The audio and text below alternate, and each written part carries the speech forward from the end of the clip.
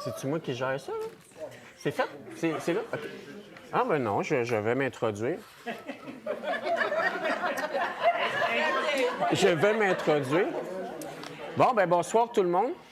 Je vais vous faire une petite lecture tirée de l'un de mes recueils de nouvelles. La nouvelle s'intitule Le Confessionnal. Donc, c'est ça. C'est ça que je vais vous faire. J'espère pas trop vous ennuyer. Puis si vous trouvez ça plate, vous me le direz juste à la fin. Puis c'est ça. Fait que Eric va vous remonter le moral tantôt. Ça va être beaucoup plus joyeux que ce que je vais vous raconter là. Fait que... T'es prête? Yeah. Audrey va m'accompagner dans quelques passages. Une dernière gorgée d'eau, OK?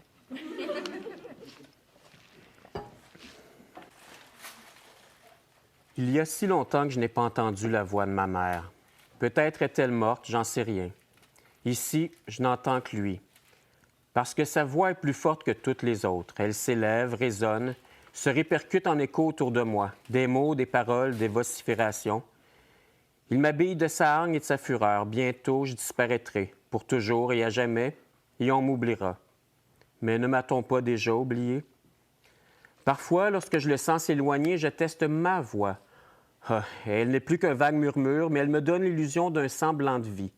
Personne ne l'aperçoit, jamais, ou personne ne l'écoute. En ce moment, il est tout près, trop près, tellement près qu'il pourrait être mon ombre ou une seconde peau. J'ai bien essayé de le repousser, encore et encore, inutile, voire futile. Il est là pour de bon. Je suis son nid. De plus en plus d'idées noires engorgent mes pensées, je me rends bien compte que ça lui fait plaisir. Il s'en amuse et en rit. Tant pis. Mes réflexions sont presque les seules permissions qu'il m'accorde, à condition de lui en laisser le libre accès. Avais-je d'autre choix que d'accepter? C'était ça où il s'installait dans le moindre de mes atomes. Avec le temps, ce qui se rapproche le plus d'une telle notion, j'ai fini par m'y faire. Je ne peux rien lui cacher comme il ne peut pas se cacher de moi, je veux dire. C'est son talon d'Achille. Peu importe où il se trouve, je le devine. Oui, je le devine parce que je ne le vois pas, je ne l'ai jamais vu. Sa noirceur prend trop de place et le camoufle. À une certaine époque lointaine et qui n'existe plus que dans mes souvenirs, j'étais libre, du moins libre de lui. Je refusais de l'écouter, je me refusais à l'écouter. Ses chuchotements, je les balayais d'un simple battement de cils, façon de parler. Il a vite compris mon manège, il s'est mis à parler plus fort, bien plus fort, jusqu'à crier, jusqu'à hurler. J'en suis devenu sourd et muet, en dedans comme en dehors. Il m'a brisé et a chamboulé tous mes sens. Désormais, même ma vision se tourne vers l'intérieur. Pour trifouiller au fond de ma mémoire, il m'est désormais inutile de fermer les yeux. Ma seule consolation de me retrouver constamment dans l'obscurité. D'ici et à ma guise, je peux donc revisiter mon passé pour m'accorder un peu de lumière. Des soubresauts de clarté offerts par une vie morte. Je n'étais qu'un gamin la première fois où j'ai remarqué sa présence, une présence qui n'était rien de plus qu'une espèce de vrombrissement, semblable à celui d'une mouche qui s'entête devant une fenêtre. J'ai toujours détesté les mouches, elles sont sales et stupides. Pas question que je supporte leurs horribles battements d'ailes. Alors j'ai cherché une solution. Je me suis vite rendu compte qu'en me concentrant sur une simple image, l'étourdissement, bruissement s'estompait. L'image, un ange sur une colline. L'ange que ma mère me faisait prier chaque soir au coucher pour qu'il me protège durant la nuit. Ce bonne nuit, cher ange, protège-moi pendant mon dodo, a été longtemps mon fameux battement de cils. J'ai mentionné plus tôt qu'il avait vite compris mon manège. Ce n'est pas un mensonge, même si j'exagère un peu sur la rapidité de cette compréhension. Le cher ange a fonctionné jusqu'à mon entrée en maternelle, même si le petit Jésus lui donnait aussi un coup de main, parce que ma mère avait ajouté le Fils de Dieu à mes prières du dodo. Jamais je ne m'en suis plaint. 2 battements de cils valaient mieux qu'un, non. L'ange et le petit Jésus de mon côté, les mouches se tenaient loin. En tout cas, je les entendais plus, ou moins. Les choses se sont compliquées lorsque j'ai mis les pieds à l'école. D'abord, je ne comprenais pas ce que j'y faisais puisque mes parents ne m'y avaient aucunement préparé. Il y avait tout plein d'enfants et du bruit, beaucoup de bruit.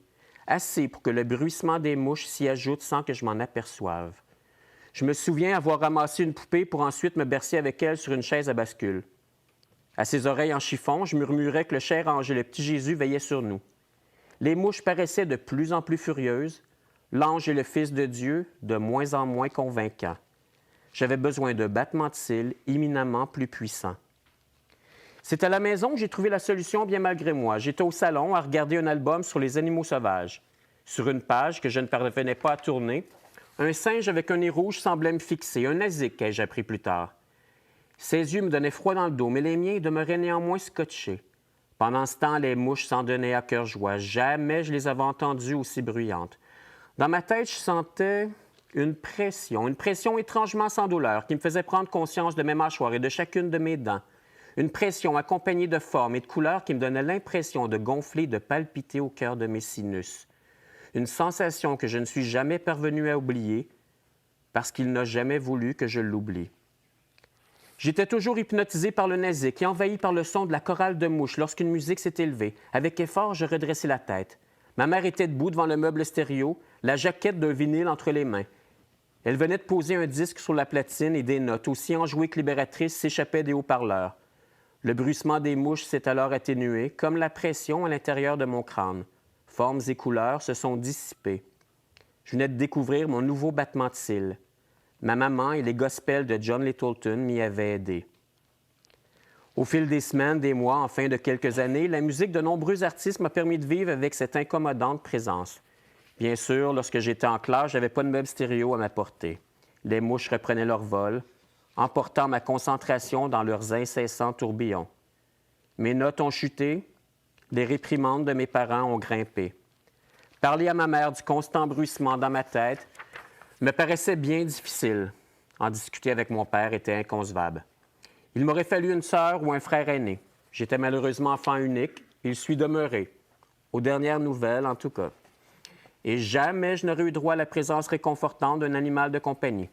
Mon père n'aimait pas plus les petites bêtes à poil que les enfants, semble-t-il. J'étais donc seul avec le tumulte des mouches et mes tourments. Seul, mais lucide.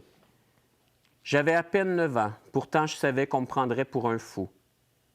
J'avais pas encore 10 ans que je me considérais fou. Lorsque le bruissement s'est transformé en chuchotement, j'étais en 4e année. Je me souviendrai toujours de cette première fois. Au tableau, Mme Dupont dessinait un diagramme de veine. De notre côté, mes camarades de classe et moi étions à le retranscrire dans un cahier Canada. Quelqu'un m'a murmuré à l'oreille, du moins c'est ce que j'ai cru à ce moment. Je me suis vivement retourné, personne. Chacun des élèves se trouvait à sa place, concentré sur son diagramme. J'ai reporté mon attention sur Mme Dupont qui venait de remplacer sa craie blanche par une bleue. À nouveau, quelqu'un s'est adressé à moi, une simple voix, des mots incompréhensibles. J'ai sursauté, probablement même échappé un cri, parce que tout le monde me regardait avec une tête d'enterrement.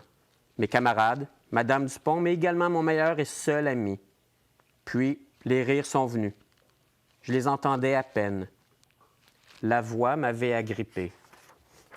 J'ignore comment j'ai pu traverser le reste de la journée. L'ange et le petit Jésus n'avaient plus la moindre force de combat, et la musique ne pouvait me venir en aide qu'avec un support de vinyle et une platine. Mon meilleur et seul ami, toujours assis à ma droite depuis la première année, a demandé à changer de place. Il ne m'a jamais plus reparlé. Entre l'école et le bungalow de mes parents, il n'y avait pas plus d'1 kilomètre. Jamais, pourtant, ce kilomètre ne m'était apparu aussi long. Mes jambes s'ankylosaient davantage à chaque parole prononcée par l'être invisible. Cette tête qui ne me lâchait pas d'une semelle. Entre chaque pas, une éternité. Entre chaque pas, l'enfer se dessinait. En mettant les pieds dans la maison, je n'ai pas hésité une seconde. Je me suis rué au salon et ai saisi le premier 33 tours à ma portée. Sur la pochette de l'album, le visage d'une femme portant des lunettes encadrées d'une chevelure sombre. J'ai retiré le vinyle et vite placé sur la platine du meuble stéréo. À mes oreilles, ou dans ma tête, celui que j'ignorais encore être lui me chantait d'épouvantables insultes, plus destructrices les unes que les autres. Ma peur a pris des proportions inimaginables. J'en atteindrai de bien pire au fil des ans. Pour l'atténuer, j'ai augmenté le volume, plus encore et jusqu'à trop. Aux vociférations de lui et aux chants de Mme Mouskouri se sont ajoutés les beuglements de ma mère. Une fois de plus, j'étais bien incapable d'exprimer à celle qui m'avait mis au monde ce que j'entendais, ce que je ressentais. Sous ces récriminations, j'ai plutôt rejoint ma chambre que je n'ai jamais eu la chance de partager avec le moindre aîné ou Benjamin. Je me suis jeté sur un lit où aucun chien ni chat ne s'était prélassé et y ai bouché mes oreilles. En vain. Même un oreiller plaqué contre mon visage n'a pas empêché le tumulte qu'il provoquait à l'intérieur de mon crâne. J'ai hurlé à mon tour avant de me perdre à l'intérieur de moi-même. Tout est devenu noir en dehors comme en dedans. Jusqu'à ce qu'une main enserre la mienne, me tire vers l'avant, me tire vers l'extérieur, me retire de l'obscurité. La lumière est revenue, aussi éblouissante que douloureuse. Mes yeux ont vu ma mère devant moi, alors que je la sentais loin. Oui, si loin. À cet instant précis, j'ai compris que j'avais échappé de peu à l'enfer, le vrai, celui du petit catéchisme, celui avec un E majuscule, et gouverné par un maître à cornes et à la queue fourchue. J'ai su, hors de tout doute, que le diable m'habitait. Hors de tout doute, parce qu'il me l'a confirmé en se présentant enfin. De sa toute-puissante noirceur, il m'a éclairé jusqu'au tréfonds de mon âme en scandant son nom. Celui et ce il, ce revêtement de ma peau sans le moindre scrupule, n'était nul autre que le Seigneur des ténèbres. J'étais donc, et suis toujours, le nid de Satan lui-même. Le choc de cette découverte, ou devrais-je plutôt dire la réalisation de mon état, m'a percuté de plein fouet. Je souhaitais être fou, réellement fou. Un fou se guérit, un fou est plus aisément pardonné. Moi, j'étais un possédé. Qui plus est, un possédé au sein d'une famille de non-croyants. La guérison et le pardon m'apparaissaient illusoires, voire inaccessibles, voire inatteignables. Je n'avais pas la moindre chance de m'en sortir, et je le crois toujours. Parce que jusqu'à maintenant, aucun serviteur de Dieu n'est venu à ma rescousse. Jamais. Ni ma mère, ni mon père n'auraient laissé l'un d'entre eux entrer chez nous. Pour mes parents, les membres du clergé est un mal bien plus grand que celui qui m'asservissait déjà. L'ange et le petit Jésus n'étaient que de la poudre aux yeux, lancée par une maman pour endormir son enfant. J'ai donc pas échappé à l'enfer, mes parents m'y ont plongé par leur inaction. Avant même de célébrer mon 11e anniversaire, j'étais institutionnalisé. Je suis devenu un fou qui ne l'était pas parmi des fous qui l'étaient vraiment. Encore à ce jour, l'hôpital est ma maison, ma prison, du moins celle de mon enveloppe terrestre. Mon âme, elle, croupit derrière des barreaux bien différents. Non pas que je m'en rende réellement compte, simplement il me le rappelle à chaque instant, en me narguant de sa voix d'outre-tombe. Dans les moindres détails, ce cher Satan me raconte les soins qu'on me prodigue. Il connaît le nom de chaque médicament et molécule qu'on m'offre si gentiment, celui de chaque médecin et psychiatre traitant. Et il se réjouit des diagnostics de tous ces spécialistes. Selon le locataire de mon âme, je suis pour la médecine un schizophrène notoire. En fait, je serai le roi des schizophrènes, un roi sans pronostic favorable, donc sans avenir. Ces psychiatres ne viendront-ils jamais à la conclusion que cette couronne que j'arbore a été posée par le diable lui-même? Bien sûr que non, je le sais bien. Pour eux, je suis un cas exceptionnel, un cas qui a épousé toutes les formes possibles de la maladie à un âge improbable, de l'éboïdophrénique à la dysthymique, de l'ébéphrénique à la catatonique. Du lourd, quoi. Des mots que je ne comprends pas plus que les symptômes qui y sont liés. Pourquoi voudrais-je en saisir les aboutissants, de toute façon? Je suis pas plus malade que tous ces médecins qui, semble-t-il, paradent devant moi jour après jour. Un constat ou un fardeau difficile à porter pour le possédé que je suis. Aujourd'hui, l'enfant d'11 ans est mort depuis un bail. Je suis devenu un adulte sans âge parce que j'ai aucune notion du temps passé entre les murs de l'institution psychiatrique devenue mon toit. Parfois, il se moque de mes tempes grisonnantes et de mes poils blancs au menton. C'est donc que je suis vieux. Un vieux probablement orphelin qui n'aura rien connu de la vie et qui ne l'aura partagé avec personne sinon le diable.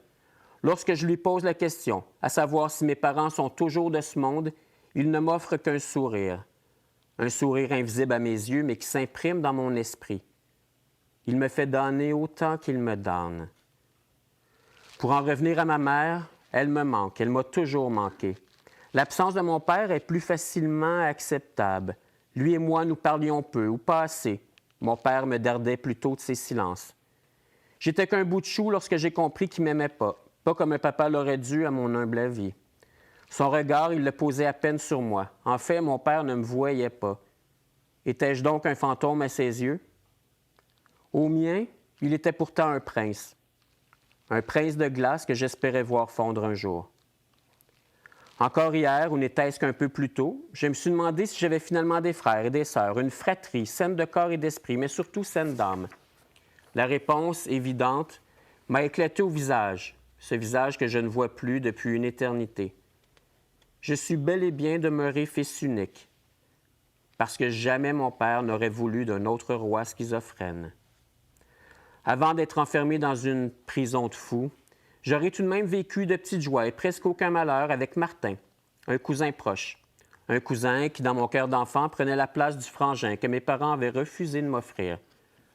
Martin était mon Benjamin de seulement quelques semaines, mais il était diablement plus grand et costaud que moi. À ses côtés, j'avais peur de rien, ni de monter aux arbres pour en atteindre la plus haute cime, ni d'explorer le sous-sol sombre du presbytère qu'habitait notre oncle Damien, le prêtre de la famille. Cet oncle, frère de mon père et de celui de Martin, je m'en souviens très peu, en fait, pas du tout. Il m'est d'ailleurs impossible de me rappeler son visage. Ce que je me rappelle toutefois, c'est que devant lui, Martin devenait un tout autre garçon. En général, fanfaron et grande gueule, mon cousin était soudain silencieux et bien sage, comme je pouvais l'être devant mon père. C'est probablement pour cette raison que je n'ai pas osé l'interroger à ce sujet. En revanche, certaines paroles de Martin, du moins des bribes, remontent à la surface de mon esprit à jamais tourmenté. Des allusions au masque que portait oncle Damien et à un confessionnal à éviter. Jamais je saurais à quoi faisait référence mon cousin. Martin est sorti de ma vie ou en a été expulsé lorsqu'on m'a emprisonné avec le diable dans ma tête. Après toutes mes années passées en cellule, le visage de Martin est l'un de ceux qui réapparaît parfois derrière mes yeux, qu'il soit ou non fermé. Celui d'un gamin éternel au front large et au sourire espiègle. Martin me manque terriblement. Avec lui, j'aurais été bien plus fort pour vaincre celui qui m'habite. Est-ce que Martin pense parfois à moi? Prend-il de mes nouvelles? Est-il déjà venu me visiter? Est-il là en ce moment même? J'en doute. Pour tous, je ne suis plus qu'un mort vivant ou un vivant mort. Je ne le suis pourtant pas. Au dire de celui qui me possède, je passe mes journées assis sur une chaise à bascule, une poupée de chiffon appuyée contre mon cœur. Est-ce vrai? Ou a-t-il puisé cette image dans les méandres de mes souvenirs? J'en sais rien. S'il me dit la vérité, c'est que je suis peut-être pas totalement aux abonnés absents. Tu l'es, me souffle-t-il justement à l'oreille. Et il en profite pour me rappeler que je ne suis qu'une marionnette, la sienne. Il n'a qu'à tirer des filins invisibles pour contrôler le moindre de mes gestes. Il me lève, il m'assoit, il me pousse à me bercer. Bref, il m'agite à sa guise. La poupée servirait de l'heure pour que perdure mon image de fou. Maintenant, il rit, à gorge aussi chaude que déployée, assez pour ensevelir mes pensées. Puisqu'il aime y accéder, son rire cessera bientôt. Voilà, le silence se réinstalle déjà. Il m'écoute de l'intérieur, à l'affût de mes plus intimes réflexions. Il se réjouit de chacune d'elles comme il en jouit. Assez pour me souiller de sa semence noire. La possession est un viol de longue durée, sans véritable début ni fin. Un viol détruisant chaque parcelle d'humanité et d'innocence. Aucune défense n'est possible. Et aucun juge ne peut le condamner.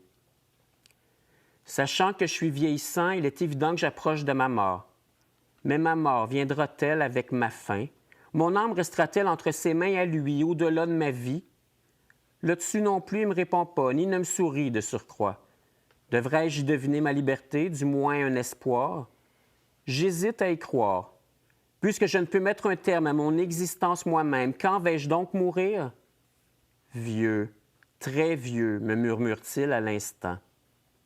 Que serais-je devenu si je n'avais pas été une île de villégiature pour le diable? Quels étaient mes rêves de l'époque, quand je pouvais encore penser librement?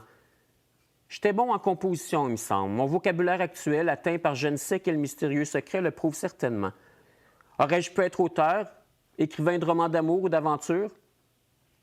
Plutôt de romans horrifiques, me susurre-t-il à l'oreille d'un ton presque moqueur. Je me souviens avoir eu un faible pour les automobiles, une passion que mon père et moi partagions sans nous la partager. Je reconnaissais presque chaque modèle de voiture croisé sur ma route. Une route trop courte pour que j'approfondisse mes connaissances à leur sujet. Peut-être étais-je destiné à être vendeur de chars, mécanicien ou garagiste.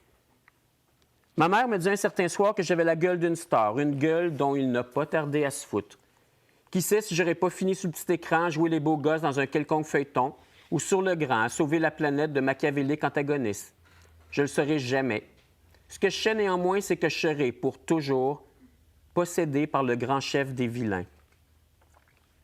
Étrange existence qu'aurait été la mienne. Je n'aurais pas vécu d'entrée au secondaire, de bal de fin d'études, de premier vrai baiser, de virées avec les copains, de soirées de cuite dans une résidence universitaire, de farouches nuits de noces, de carrières exaltantes et gratifiantes, d'enfants à border avant le dodo, de deuil de personnes aimantes et aimées. Toutes ces choses racontées par les adultes et dont je rêvais.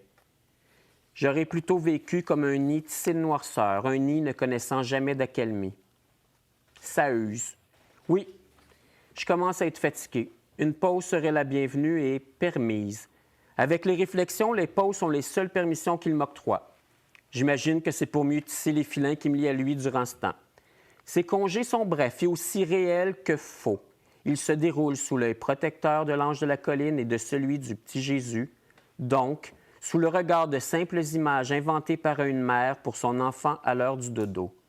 Peu m'importe, ces congés deviennent des absences qui le rendent absent, lui. En contrepartie, mes retours de pause sont difficiles, de plus en plus, parce qu'il m'attend dans toute son effroyable majesté. Chaque fois, j'ai l'impression, non plutôt la conviction qu'il est plus puissant, parce que sa noirceur, tentaculaire et en expansion, a atteint les limites de mon âme. Parviendra-t-elle à en franchir la frontière, à agripper les âmes qui gravitent autour de moi? Réussira-t-elle à les contaminer aussi, à les condamner? Je le crois. C'est donc décidé. Je ne prendrai jamais plus de pause. Et rester constamment à l'affût m'usera peut-être assez pour m'enlever toute forme de sensibilité à lui. Tu peux toujours y croire, se permet-il de me répondre avec sa voix de cauchemar d'enfant. Quelque chose vient d'effleurer mon enveloppe terrestre, une sensation que j'éprouve de moins en moins souvent, mais qui, lorsqu'elle survient, oblige la noirceur à se contracter. Parce que cette noirceur ne diminue jamais ni ne faiblit. Elle se rétracte ou se comprime simplement sur elle-même, tel un animal sauvage acculé à un mur. Chaque fois que ça se produit, je me dis que c'est ma chance de prendre des forces pour combattre, pour le combattre. La sensation ne dure jamais assez longtemps. Et la noirceur se détend à nouveau, sans la moindre délicatesse. Cette fois, pourtant, je ressens comme un picotement. Est-ce sur mon bras ou plutôt sur ma main? Il y a si longtemps que je suis captif à l'intérieur de moi-même que je ne comprends plus les messages laissés sur mon corps. Est-ce que ce serait pas? Oui, c'est bien comme lorsque j'étais petit, tout petit. Une simple caresse, des doigts passés dans les cheveux, dans mes cheveux. Et cette odeur si familière, un parfum, celui de la jolie bouteille, sur la commode, dans la chambre de mes parents, un parfum qui flottait dans les grandes occasions. L'air du temps me souffle à ma mémoire. Se pourrait-il que ce soit celui de... Maman? Est-ce bien toi? Oh, maman, parle-moi, je t'en supplie, parle-moi plus fort pour que je t'entende plus fort, pour que je l'entende plus lui.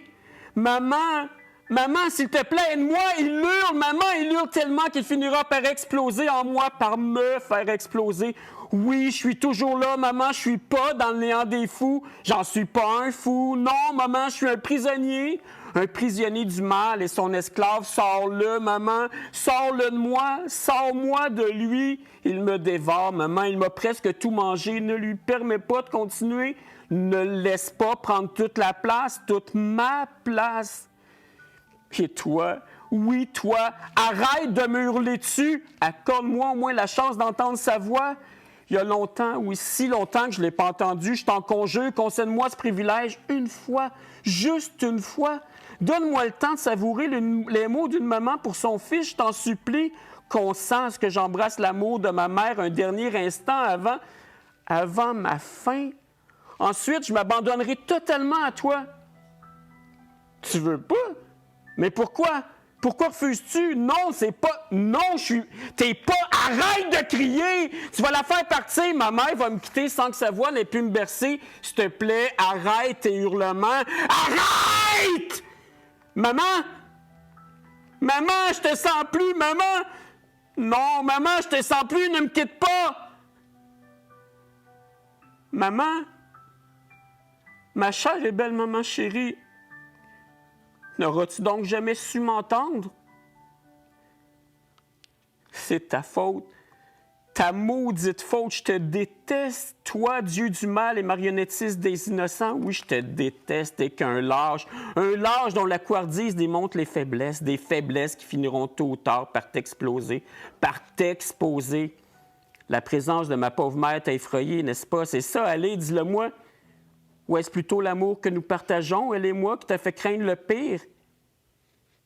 T'es donc pas aussi fort que tu le prétends, ou que tu me forces à le croire depuis... Depuis quand, en fait? J'étais qu'un gosse, mais je le suis plus. Je finirai bien par te voir. Ta terreur est maintenant palpable, elle s'apprête à te dévoiler. Je peux presque la goûter, comme tu as un jour goûté à la mienne. Cher ange de la colline, et toi, mon petit Jésus, aidez-moi. Aidez-moi maintenant, je dois le voir une bonne fois pour toutes, je dois savoir. Je dois savoir. Ça y est, je le vois, je te vois. Oui, je te vois maintenant, toi. Dans toute ta médiocre splendeur, toi. T'es qu'un simple profanateur d'âme innocente, sauvage et répugnant, toi. Rien de plus qu'une ombre parmi les ombres, toi. C'est ça, vas-y, crie, hurle, vocifère, noircis chaque parcelle restante de celui que j'étais. Sache que ton angle venimeuse finira par craqueler, toi. Des fissures se dessinent déjà. Tous ces mensonges, tous tes mensonges, toi. Tu m'as eu parce que j'étais qu'un enfant. Oui, souviens-toi, j'étais qu'un bout de chou qui dessinait encore avec des crayons de cire. Un petit garçon qui croyait à l'ange sur la colline, toi. Non seulement je te vois désormais, mais je te reconnais aussi. Ah oui, je te reconnais. Toi, c'est toi, toi, toi, toi. Tu es lui ou son jumeau sombre. Lui, l'oncle, le frère de mon papa et de celui de Martin. Le prêtre de la famille, le serviteur de Dieu. Tout ce temps, c'était donc toi. Toi, mon oncle Damien, celui qui me donnait des barres chocolatées lorsque j'étais gentil. Celui qui m'emmenait dans le confessionnal de son Église, cet endroit infect contre lequel Martin me mettait en garde. Celui qui voulait que je garde secret les secrets et les mauvaises odeurs. Après toutes ces années, ton déguisement diabolique tombe enfin. Tu n'es qu'un homme. Un homme aussi hideux que méprisable, un homme plus sale que les mouches vrombissantes que jaillissait tant, un homme qui a ouvert les portes du confessionnal et de l'enfer pour m'épousser, un homme qui m'a soustrait à ma destinée, un homme qui m'a coupé toutes les joies possibles d'une vie. Du chocolat et des retailles d'hostie pour chaque horrible secret et mauvaise odeur. T'as possédé mon corps jusqu'à mon âme, t'auras été le Satan de mon existence presque jusqu'à sa fin. Presque. C'est désormais terminé. Mon parfum. Ce sera pas ma fin, mais la tienne. Menace-moi autant que tu veux. Prends même ta voix la plus tonitruante. Déjà, elle faiblit. Bientôt, je l'entendrai plus jamais. Elle s'atténue avec les battements de mon cœur, qui, eux, s'accentuent. Mon parfum. Je sais maintenant comment me débarrasser de ton ignoble présence de charognard et de ta puanteur de mouche à merde. Je dois laisser mon cœur battre comme à cette époque lointaine. Mon parfum. Cette époque où j'étais ce bout de chou joyeux, dessinant sa maman et son papa sous un ciel ensoleillé à l'aide de crayons de cire. C'est par la vie que je vais chasser la mort que tu as installée dans mon âme. Mon parfum. Oui, c'est terminé, oncle Damien. Je ne serai plus ton nid, plus jamais. Écoute le martèlement dans ma poitrine. Mon parfum. Cette chamane n'est ni enragée ni vindicative. Elle est simplement enchantée par son retour à la vie. Oh, parce que je vais vivre, oncle Damien. Je vais vivre vieux, très vieux, comme tu l'as prédit. Mon parfum. Même si je suis peut-être, grâce à toi, devenu le roi des schizophrènes, le roi des fous, je serai un roi fou vivant plutôt qu'un fou du roi.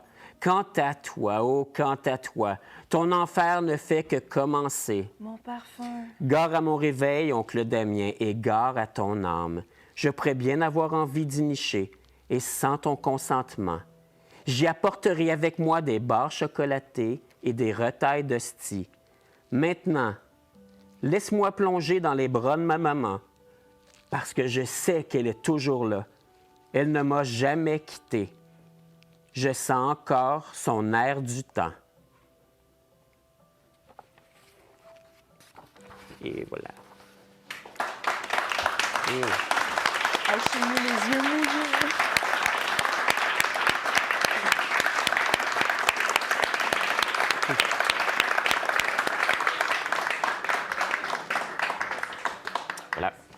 Bien, merci beaucoup de m'avoir écouté.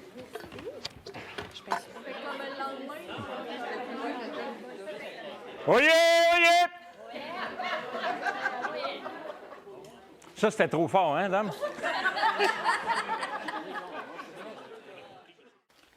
D'habitude, je l'avais dit une fois à Chapelle, je rentre tout le temps en faisant un triple salto arrière avec vrille. Là, j'ai un verre de vin dans les mains. Fait que je le ferai pas. Oui, c'est ça, c'est ça. Je le ferai pas. Fait que ce sera pas un compte à soir, je fais un show rock, ça passe une balloune, moi. Ça se peut que vous me voyez aller une fois de temps en temps vers le refill. Ne m'en voulez pas. Tant qu'il y a du vin, Éric est là. OK. Ce que je vais vous conter à soir, c'est une histoire sans titre. Il y a une raison pour laquelle il y a une histoire sans titre. C'est plate, une histoire sans titre, mais là, c'est ça qui est ça. D'habitude, quand j'écris des romans, je vais attendre d'avoir tout mon roman décrit avant d'y trouver un titre. Là, malheureusement, pour le conte que je vais vous faire, il manque la fin. C'est plate en ici pour vous autres, hein? Mais c'est ça, il manque la fin. Je suis obligé de vous le dire. Mais ne vous inquiétez pas, on va pouvoir la découvrir, cette fin-là. Mais, je vous préviens, c'est une histoire macabre, c'est une histoire étrange, puis vous ne pourrez pas dire que je ne vous ai pas averti. Ça découle d'un événement qui m'est arrivé en 2017. Je fais l'introduction, là, on n'est pas dans le compte, je fais l'introduction. En 2017, il m'est arrivé un événement qui a un peu changé le cours des choses. Puis ça, je vais y revenir vers la fin. Mais de l'événement de 2017, j'ai commencé à faire des recherches pour aboutir à l'histoire que je vais vous raconter. Puis l'histoire que je vais vous raconter se passe à l'automne 1895. C'est loin, hein? Il n'y en avait pas un de nous autres qui était né. Ça de même. Si oui, vous me le dites, je vous rembourse, puis tout, là. Ça se passe à l'automne 1895 dans un petit village de la Mauricie qui s'appelle Saint-Barnabé-Nord. Et curieusement, au moment de 2017 où il est arrivé l'événement, je venais d'acheter une maison à Saint-Barnabé-Nord. Je ne sais pas si c'était le destin, si c'était un signe, mais c'est ça qui était ça. C'était un hasard. J'avais la maison à Saint-Barnabé-Nord. Donc, automne 1895, à Saint-Barnabé-Nord, il y a le rang numéro 2 qui, aujourd'hui, est la 153. Dans le temps, finissait en cul-de-sac. Et ce cul-de-sac-là arrêtait à la ferme Paquette. La ferme Paquette, il fournissait la volaille, le lait, les œufs à tout le village, des villages voisins aussi. Le bonhomme Paquette, il avait sa routine. À tous les soirs, il finissait de travailler sur sa terre, puis il s'en allait, il rentrait chez eux, il y avait à Marmeuil 11 enfants qu'il y avait. Il y en a une couple là-dedans dans les photos. Là. 11 enfants. Ça courait partout. Lui, il rentrait, il flattait une coupe de cheveux. Tout ça. Il allait donner un bec à sa femme qui était au poêle, puis il a préparé la soupe puis le repas. Puis là, il enlevait sa veste, il enlevait son chapeau, il enlevait ses gants. Là, il avait sa salopette puis sa combine. Et combine orange, là, à flap en arrière pour un petit raccourci pour le numéro 2. Faut que tu vises comme il faut, là. Il y avait ça. Il s'en achetait une par année. Il a décidé de mettre sa combine, une belle combine orange flambant neuve. Puis quand il s'était tout enlevé ses désagréments, il s'en allait, il retournait dehors. Il s'en allait au poulailler. Parce qu'il y avait des poules qui pondaient en retard. Je ne sais pas pourquoi. Il y en avait une couple qui pondait en retard. Il allait chercher les œufs puis il allait nettoyer en même temps le poulailler. Fait que tout le monde s'est assis autour de la table. Mme Paquette a tout assis ses 11 enfants autour de la table. Elle s'est assise elle aussi, puis ils ont attendu. Ils attendaient parce que le bonhomme, il donnait la bénédiction. Comment ça s'appelle? Bénédiction. Bénédicité. Qui a dit ça? 2 morceaux de robot. Fait qu'il ne pouvait pas manger tant que le bonhomme n'avait pas fait la bénédicité. Je ne sais pas si c'est ça ou si c'est mon vocabulaire. On ne cherchera pas ici à soir. Mais il ne mangeait pas. Fait que là, elle dit à son plus vieux, Justin, 14 ans, elle dit, va donc me chercher ton père. D'après moi, il s'est enfargé les pieds dans le poulailler ou bien il était en train de faire les foins. Il ne sait jamais quand est-ce s'arrêter. Fait que Justin a mis ses bottes. Il est sorti de la maison, s'est en allé vers la droite. Ils sont autour de la table. Là. Ils entendent un cri. Un vrai cri de mort. Là. Elle n'a jamais entendu son enfant crier de même, mais elle sait que c'est lui, elle reconnaît la voix. Fait qu'elle dit, restez là, restez autour de la table, mais allez voir. Fait qu'elle part, elle rouvre la porte. Justin il est là devant la porte, blanc comme un drap, en sueur, puis il n'est pas capable de dire un mot. Fait qu'elle dit à sa plus vieille, pogne ton frère, mets une débarbouillette dans le front, étant allé dans le lit. Attendez-moi ici, je reviens. Mais même pas ses bottes. Elle sort d'une petite feuille d'automne. Elle évite 3-4 tas de bouse. S'en va au poulailler. Puis c'est elle qui revient. 1 minute après, blanche comme un drap, elle aussi. Elle rentre dans la maison à servir, au-dessus de la porte. Elle pogne la carabine. Elle donne ça à sa plus vieille. Elle dit, s'il y a quelqu'un qui rentre ici, puis que c'est pas moi, tu tires. Vous autres, mangez! Puis elle part. Elle s'en va chercher M. le curé. Elle s'en va chercher M. le curé. Ils reviennent au bout de 10 minutes. Elle la retourne s'occuper de sa marmaille. Elle donne les instructions au curé. Le curé, il s'en va. Lui, il ne les a pas évités. Le tas de boue, il a pilé dedans. Puis il n'a pas le droit de sacrer en plus, fait que c'est encore plus frustrant.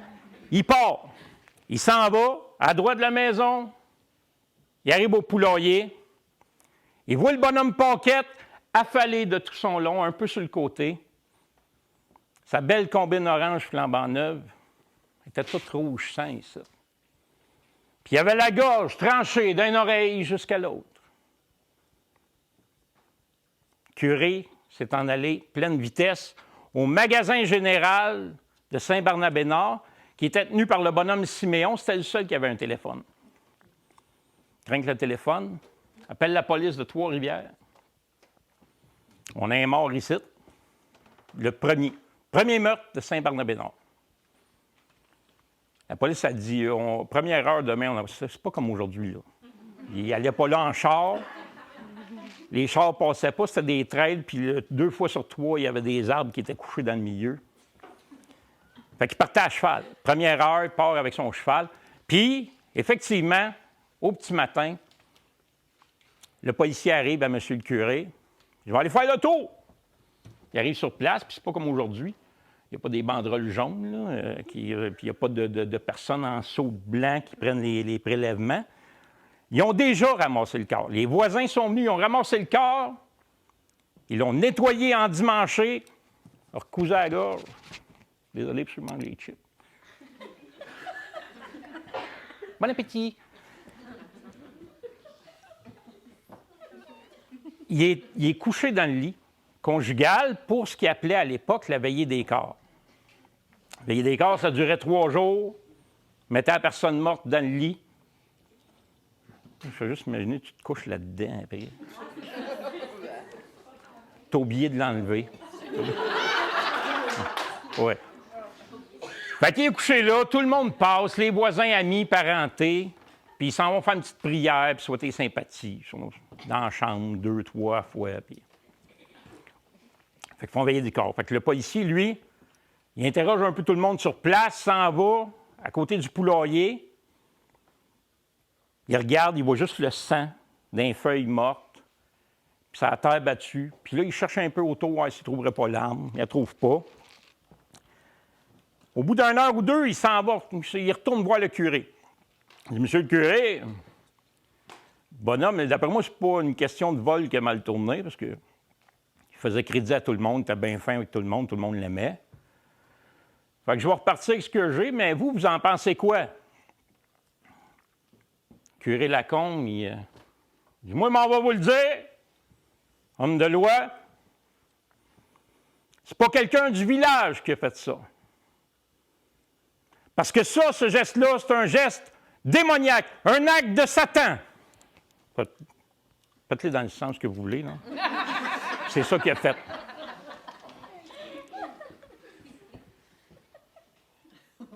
Il dit, on a juste une personne, ici, au village, capable de faire une affaire de même.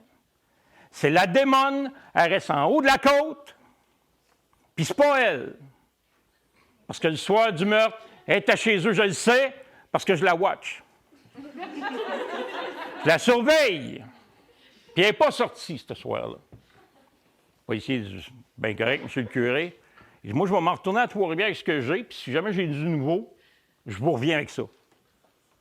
Je suis jamais revenu. Puis c'est comme ça que le premier meurtre de Saint-Barnabé-Nord a été traité, à l'automne 1895. 2 semaines passent. 2 semaines passent. Justin a troqué le banc d'école pour le banc de la charrette parce que c'est lui qui prenait la ferme en main, désormais. C'est le plus vieux de la famille. Un peu plus loin, sa rue principale, il y avait une nouvelle maison. C'était la maison d'Émilien puis de sa belle Rose. Émilien, 22 ans, Rose, 17 ans. Ils s'étaient rencontrés sur l'herbe folle, quelque part dans le village. Demandez-moi pas c'est où. Je ne le sais pas. Je ne sais pas, mais c'était dans le village. Émilien, Marie, la belle Rose, ils construisent maison. Et Émilien travaillait à la forge de la Mauricie. C'était la forge industrielle, pas la forge du village, là, avec ses petites pentures. Puis, forge de la Mauricie. Il partait le lundi matin à cheval, il se rendait là-bas. Il revenait juste le vendredi. Il couchait là-bas d'un camp de travailleurs. Il revenait le vendredi, puis là, il était content, il avait hâte. Parce que chaque fois qu'il tournait le coin, il voyait sa belle nouvelle maison avec la cheminée puis la boucane qui sortait de là. Puis quand il s'approchait de la maison, ça sentait la bonne soupe au pois. C'est Rose qui faisait la meilleure soupe au pois du comté. Puis quand il rentrait, bien, il retrouvait sa belle Rose. Mais ce vendredi-là, il a contourné le coin, puis il n'y avait pas de fumée dans la cheminée. Il n'y avait pas d'odeur de soupe au pois. Puis il n'y avait pas de Rose quand il est rentré. C'est pas grave, elle doit être partie chez les voisins. Il s'en va chez les voisins, pas de Rose. On va aller au presbytère pour voir. Parce qu'au presbytère, ils cuisinaient l'abondance. Dans ce temps-là, le monde s'entraidait, ce qu'on fait de moins en moins aujourd'hui. Mais dans ce temps-là, ça s'entraidait. Fait que l'abondance, il l'amenait au presbytère, puis il y a une couple de personnes qui allaient cuisiner ça pour les familles moins bien nanties. Fait qu'il s'en va voir là, il n'est pas là. Il dit, bon, on va retourner à la maison, il est peut-être revenu entre-temps. Il retourne à la maison, il n'est pas là encore, mais quand il rouvre la porte, il faut savoir qu'Émilien était le seul homme de l'époque à recevoir à toutes les semaines un bouquet de fleurs de saison fraîchement cueillies par sa belle Rose. Chaque vendredi, elle l'attendait avec un nouveau bouquet. Elle partait le matin, elle enlevait l'ancien, la semaine d'avant, puis elle partait d'un boisé, souvent en arrière du magasin général, au bonhomme Siméon, puis elle s'en allait cueillir les fleurs de saison pour les ramener à son bel Émilien. Quand il est rentré dans la maison, il a vu que le vase était vide. Il est un petit peu paniqué. Il dit, elle s'est perdue dans le bois où il est arrivé de quoi? Fait qu'il est allé voir M. le curé. Mais le curé, c'était tout le temps les personnes centrales de tous les villages à cette époque-là. Il s'en va voir M. le curé. Tout le monde est dans le village. Ils entendent les cloches qui commencent à sonner. Les cloches qui commencent à sonner. Un coup de... Là, il y en a qui sont... On est-tu vendredi? On est-tu dimanche? On est-tu... Tu sais, un enterrement? Y a-tu quelqu'un qui se fait baptiser? Y a-tu quelqu'un qui est mort? Non. 8 coups. 8 coups d'un cloche de l'église. C'était le signal d'urgence à Saint-Barnabé-Nord. Quand tu entendais 8 coups, je le sais que j'étais là.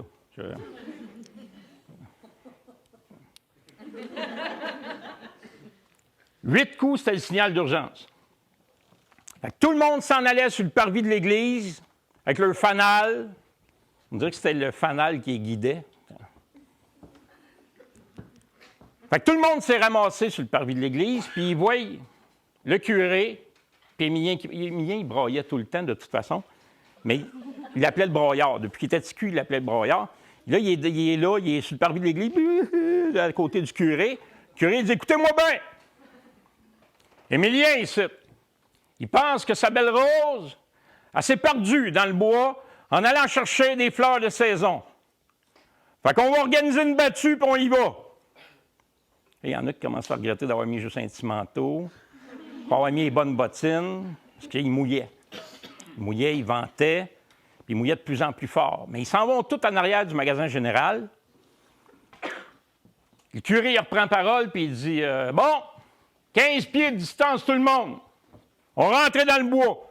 Premier qui boit de quoi, il lâche un cri, puis on va aller le voir. Ils rentrent tous dans le bois. Les branches, là, tu vois des ombrages bizarres avec les fanales, puis l'ombrage du monde. Les belles feuilles d'automne qui prenaient toute leur reluisance, ça se dit-tu? Il était luisant. Jaune, vert, rouge, orange. C'était beau, mais c'était pas les bonnes circonstances. Ça tonnait, il mouillait de plus en plus fort, le monde était mouillé. Ils entendent un premier cri. « Aïe, aïe, tabarnak! » Le malchanceux à la lancette, un gars dans le village Nowhere, là, il était malchanceux tout le temps. C'est pas à lui que tu demandais, va me chercher un billet de loterie. Il n'y en avait pas premièrement, mais c'est ça. C'est pas à lui que tu demandais ça. Malchanceux à la lancette, il venait de s'ouvrir la joue sur une branche brisée d'un pin qu'il n'avait pas vu. Puis il y a Lucien. Lucien, il était resté à Montréal, puis dans le temps, à Montréal, il avait fait son service militaire en infirmerie. Fait que Saint-Barnabé-Nord était chanceux. Il y avait leur propre infirmier qui était Lucien. Lucien, il dit, mais allez te ramancher ça. Bonhomme Siméon, la porte est ouverte au magasin, prends ce que tu as besoin. Il venait de perdre 2 gars. C'est pas grave, il y avait encore assez de monde. Puis le curé s'en va voir le malchanceux à la lancette. Il regarde, on va te recoudre ça, puis passera à la confesse dimanche pour ton tabarnak. Il continue, ils s'en vont. Passe les souches, l'un passe ses souliers dans la boîte. Ça continue d'avancer. Jusqu'à temps qu'ils entendent le deuxième cri.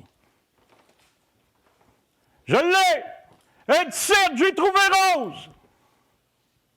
Tout le monde converge vers le cri. Les fanales formaient une espèce de demi-lune. Émilien, il était déjà à genoux, puis il tenait sa belle Rose dans ses bras. Sa belle robe blanche était rendue rouge sang. Elle avait, elle aussi, la gorge tranchée d'une oreille jusqu'à l'autre.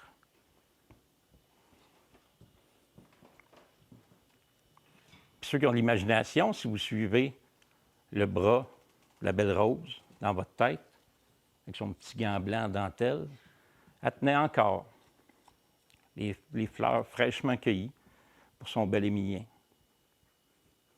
Rose était morte, le deuxième meurtre de Saint-Barnabé-Nord. En dedans de 2 semaines. Là, Latour,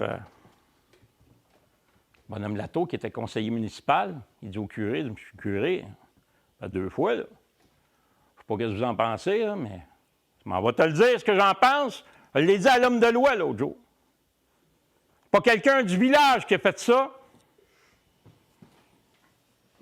Parce que ce geste-là, c'est un acte démoniaque, un geste de Satan. Ouf, le sens que vous voulez. On a une personne capable de faire ça ici. Ça a des démon en haut de la colline, puis c'est pas elle, je le sais, parce que je la watch. La surveille. Ben beau, monsieur le curé, on fait quoi? Ben, il dit là, on ne demandera pas à la police de Trois-Rivières, parce qu'à la première fois, rien fait. Faites-moi une assemblée spéciale avec monsieur le maire, conseiller municipal. Trouvez-moi des solutions. Dis-moi, pendant ce temps-là, on va aller prier pour Rose. Le curé part. Le lendemain, midi et quart, la réunion était à midi. Il est 12h15. Il y a le bonhomme Siméon au magasin général qui est sur le conseil municipal, bonhomme Latour. Il y a aussi Euclide. Euclide, c'était le gars qui tenait l'écurie. Les trois sont là, puis ils attendent M. le maire. Puis M. le maire n'arrive pas. Il commence à s'inquiéter. Il y a des petits regards sur la montre. Bonhomme Siméon s'en va à la fenêtre, au grand rideau. Il regarde vers la gauche parce que c'est de là que M. le maire était censé arriver. Tout ce qu'il voit, c'est le petit Clovis qui est dans l'escalier en avant. Clovis qui regarde sa montre. Je vous présente Clovis. Clovis, il a 16 ans. Il est dans un corps d'homme, un vrai corps d'homme, bâti comme un fermier, mais sa tête, elle a arrêté à 9 ans. Parce que Clovis était le fils du forgeron du village. Puis le forgeron du village, à un moment donné, est en train de ferrer son cheval. Le cheval a pogné à mort au rat, commençait à piétiner le bonhomme. Puis Clovis, qui voulait aller aider son père, il a mangé un coup de sabot dans le front. Puis il a arrêté là. Il n'y a plus d'évolution. Son corps, oui, mais son esprit s'arrête. Et quand son père il a eu à veiller des corps, le curé il a pris à la montre que son père avait tout le temps après la ceinture. Il a donné à la montre à Clovis. Fait que depuis ce temps-là, Clovis, il fait juste regarder l'heure. C'est ça qu'il fait dans la vie. Il regarde l'heure. S'il y avait de quoi de payant à regarder l'heure, il serait riche. Clovis regarde l'heure. Siméon, il est là. Il dit, Clovis! Et moi? Clovis, il arrive. Clovis, il souriait tout le temps, rendait service à tout le monde. Tout le monde aimait Clovis. Bonhomme Siméon, il flappe 5 cents dans les mains. Il dit, demain, quand je vais ouvrir le restaurant, pas le restaurant, mais le magasin général, viens te chercher des bonbons, mais en attendant, va me chercher M. le maire. Clovis part en courant. Il sort sa montre, part en courant. Il revient au bout de 15 minutes, il dit, il n'est pas là, M. le maire. Sa femme a dit qu'il est parti pêcher.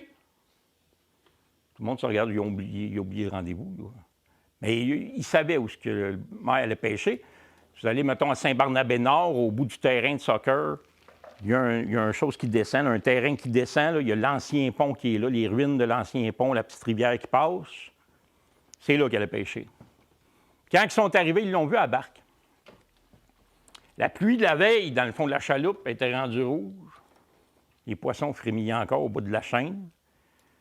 Mais M. le maire, lui, comme les deux autres, la gorge tranchée d'une oreille jusqu'à l'autre, mort.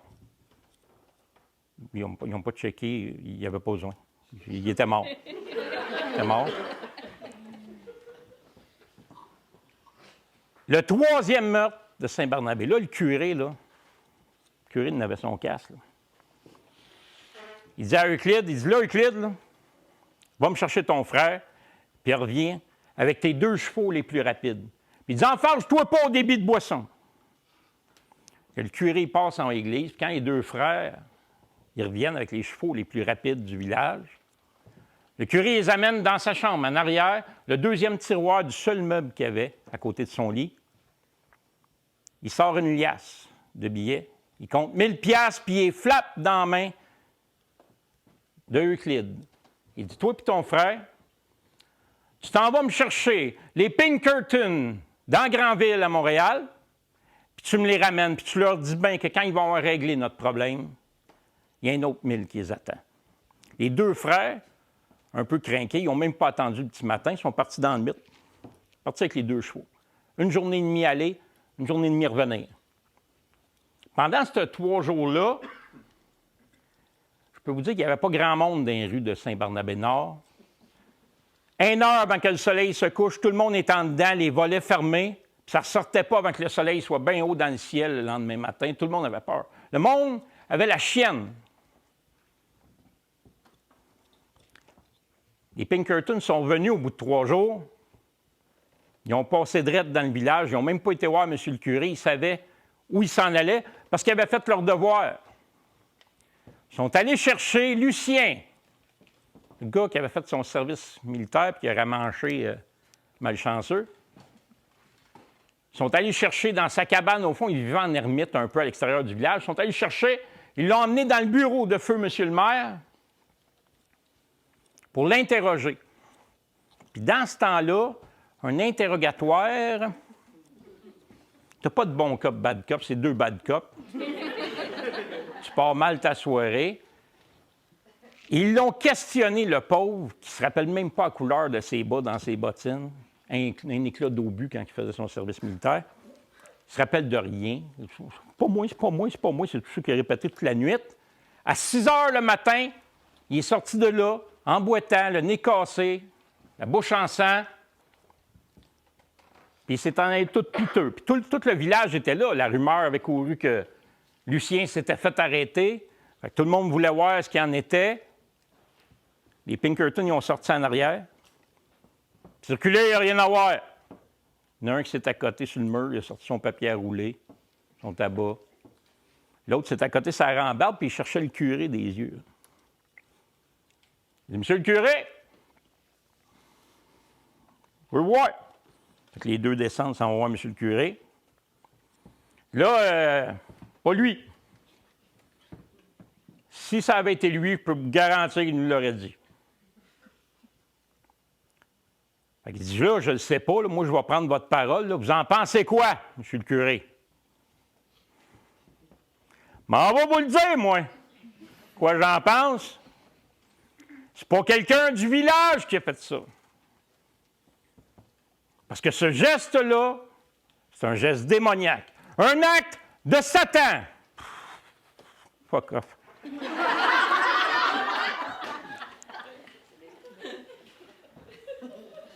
On a une personne ici capable de faire ça. C'est qui?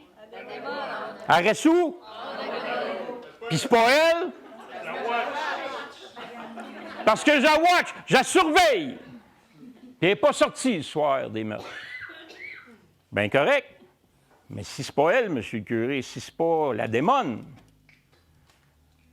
puis si c'est pas quelqu'un du village, c'est quelqu'un qui passe par le village. Ils se sont assis tous et trois avec le vin de messe autour de la table. On commençait à réfléchir à ça. Puis au bout de 2 heures, ils sont sortis avec une liste de 4 suspects. Premier suspect, ça ne sera pas long, on va vous dire ça.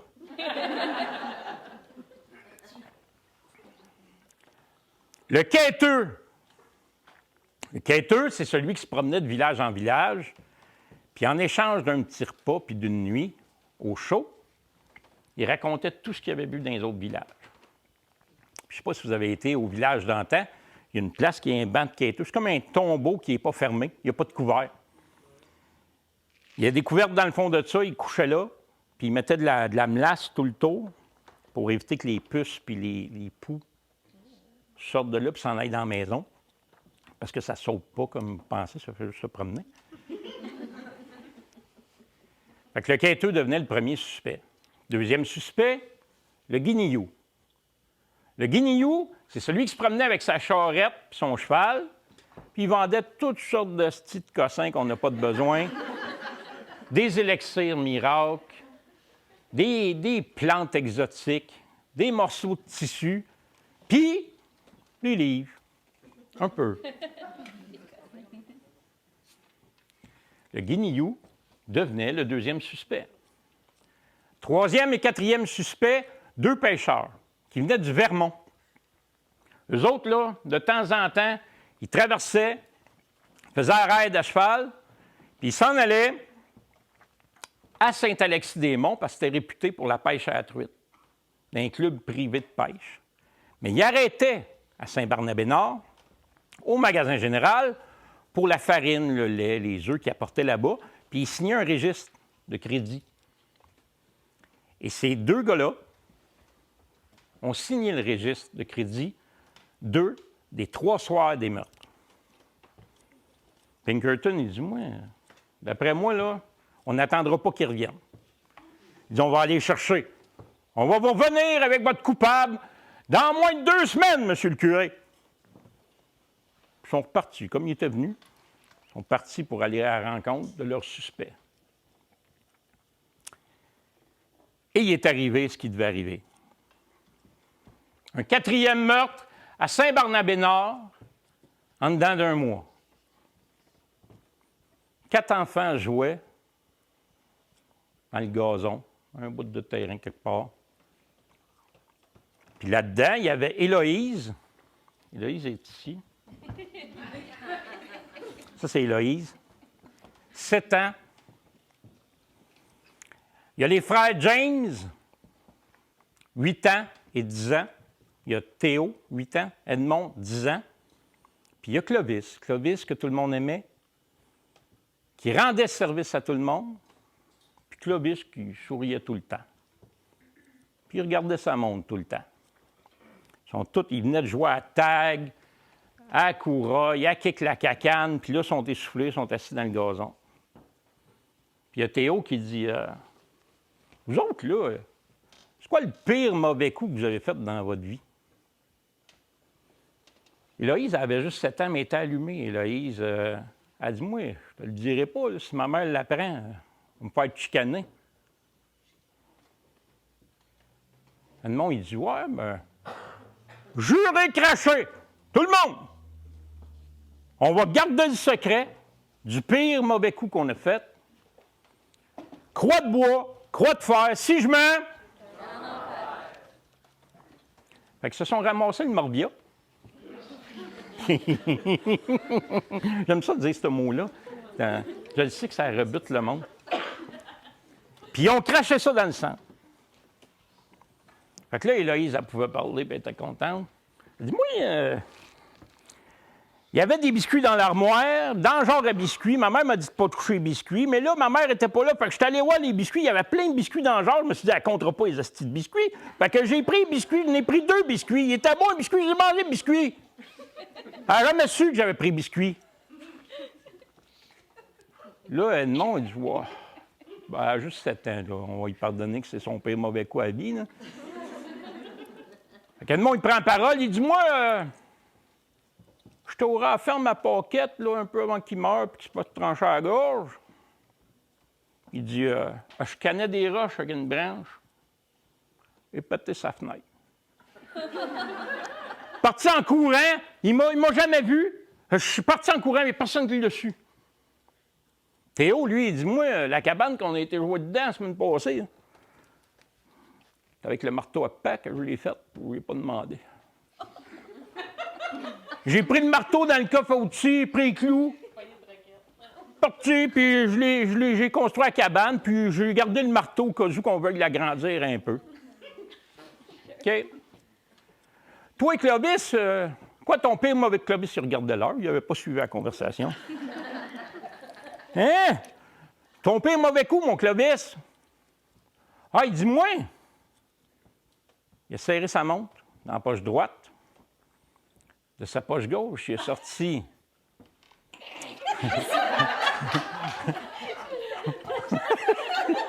Bianca, dis-le. Il est sorti. Il est rentré. Sa montre. C'est tout ça qui te fait rire? La montre dans la poche droite. De sa poche gauche, il est sorti un gros canif. Il a ouvert la lame, qui avait encore du sang séché dessus. C'est moi qui les ai tous tués! C'est moi qui ai égorgé Bonhomme Paquette. C'est moi qui ai égorgé Rose. Monsieur le maire. Puis, il n'y avait pas l'air de réaliser que c'était pas... Les frères James, eux autres, là, se sont levés en reculant, puis ils sont partis en courant, sans jamais regarder en arrière d'eux autres. Leur but, d'aller stouler à leur paternelle ce qu'ils venaient d'entendre. Héloïse, elle, est encore là, là. Elle regarde les frères James s'en aller, ben, peut-être que j'aurais dû les suivre. Puis ça, Clovis, il l'a vu. Il l'a vu dans les yeux de la petite qui avait la frayeur. Fait qu'il a regardé son couteau, puis il a fait ce qu'il avait à faire. Les cloches de l'église ont sonné 8 coups. Tout le monde se ramasse sur le parvis de l'église. Bonhomme James, il compte ce que ses enfants y ont compté. puis ça converge tout vers la maison de Clovis. Clovis, lui, il est rentré chez eux comme une balle, puis il s'est en allé dans la chambre. Puis sa mère, Miranda, sa mère, elle, est arrivée, puis elle dit, bon, il s'est passé de quoi certain, là, parce que d'habitude, il vient me faire un câlin. Clovis sourit tout le temps. Là, il est parti en broyant dans sa chambre. Moi, il me demandait après souper. Mais elle avouait par la fenêtre. Là. C'est la manière que c'est fait. Il y a l'église. Qui est en haut de la colline? Puis l'autre bord de la colline, la maison à Miranda, la femme, la veuve du forgeron, la maison de Clovis. Eux autres, ils font le tour. À partir de l'église, ils ne veulent pas passer par en haut. Là. Ils font le tour. Puis là, elle voit les fanales arriver à l'autre bout. Et là, si voilà que ça doit avoir un lien avec mon Clovis. Elle s'en va voir Clovis. Elle dit, Clovis, je ne sais pas ce que tu as fait, mais là, tu vas m'écouter. Là. Écoute, maman, comme il faut. Tu vas aller sur le terrain, puis tu vas te cacher, puis tu vas sortir de là quand je vais t'appeler. Mais cache-toi comme il faut. Mon arrive, le curé en premier.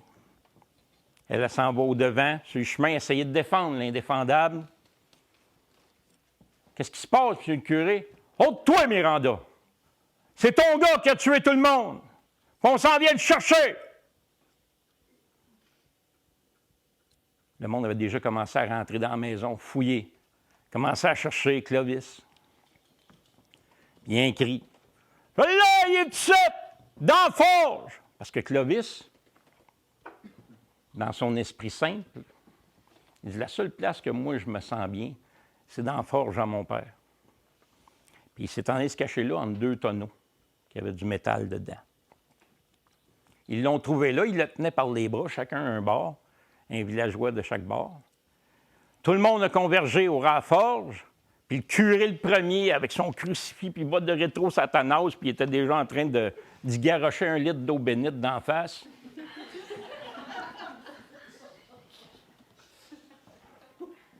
Mais il est arrivé un autre cri.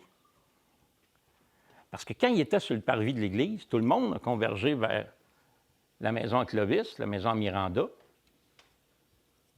sauf le père d'Éloïse, parce que sa petite n'était pas là, lui. C'est lui qui criait sur le bord du chemin. Il a descendu du cheval, puis il tenait Éloïse d'un bras, un peu comme s'il la consolait. Mais là, tout le sang se vidait. Elle était morte. « Il a tué ma fille! C'était écœurant-là, tué ma fille! » Puis il s'est en allé où il y avait les fanales. Tout le monde s'est tassé, même le curé s'est tassé. Puis le bonhomme, il tenait sa petite Éloïse de même, puis on dirait que c'est en voyant la peine du bonhomme que Clovis a réalisé. Puis il a penché la tête de honte de même. Puis le bonhomme, ce qu'il voyait, c'était le dessus de la tête. Puis c'est exactement là qu'il a tiré quand il a sorti le gun de sa main libre. PAH! Dans la tête à Clovis. Clovis, il n'a pas titubé. Il n'a pas revolé en arrière comme d'un film de Tarantino, 20 pieds en arrière. Il n'a pas déversé 48 litres de sang. Il a juste foiré. Les 2 gars, ils ont peur. Au coup de feu, ils ont lâché les bras. Clovis, il a foiré à genoux. Sur le plancher de la forge, tout ce qu'il a fait, il a sorti sa montre, puis il a annoncé l'heure de sa mort. Il est 4 heures! Il est 4 heures! Il est mort là. À veiller des corps, je ne serai pas long. À veiller des corps, à peu près tous les villages voisins et tout le village de Saint-Barnabé-Nord sont allés veiller le corps d'Éloïse. Pas personne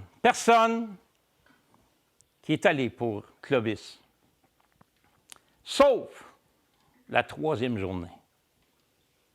3e journée, il mouille, mais il mouille, puis il mouille.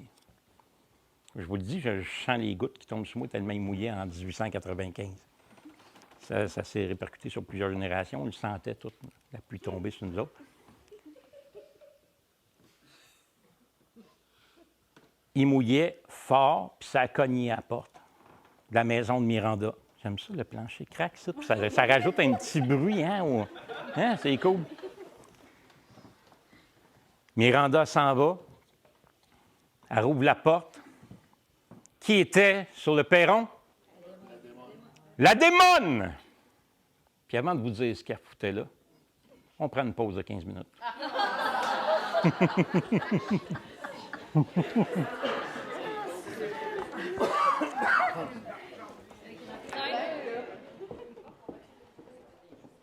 Et on continue. On continue. Steve, merci. Tout le monde, merci d'être là. C'est vraiment cool. On a vraiment une belle soirée. Puis, pour vrai, si vous n'êtes pas là, on est 6 caves avec nos livres sur une table. Puis on jase entre nous autres. Puis on s'amuse à tester les micros. C'est ça qu'on fait de notre soirée. Dans une belle place, par exemple. Hein, c'est vraiment beau. On a été chanceux de... Puis, comme je disais tantôt, Zara, ça a été magnifique, là, la collaboration. Fait qu'on repart. On repart, si vous le voulez bien. Veillée du corps de Clovis, personne ne vient sauf le 3e soir. Ça cogne à la porte. Puis la démone est de l'autre côté quand Miranda ouvre la porte. Ce que vous ne savez pas dans cette histoire-là, puis que vous allez apprendre, c'est que ces deux-là, Miranda et la démone, sont des amis d'enfance. Des amis d'enfance qui se connaissent depuis l'âge de 8 ans. Puis Miranda, quand elle ouvre la porte, elle voit la démone, son amie, puis elle se rappelle l'âge de ses 8 ans. C'est ça qui vient en tête à ce moment-là. À l'âge de 8 ans, Miranda, pour sa fête, pour son anniversaire, elle a reçu de son père un chiot. Les deux restaient dans Granville, à Montréal. Elle est folle comme la marde. Elle a un chiot tout petit, tout mignon. Elle dit, je vais aller le promener, papa va aller le promener. C'est beau.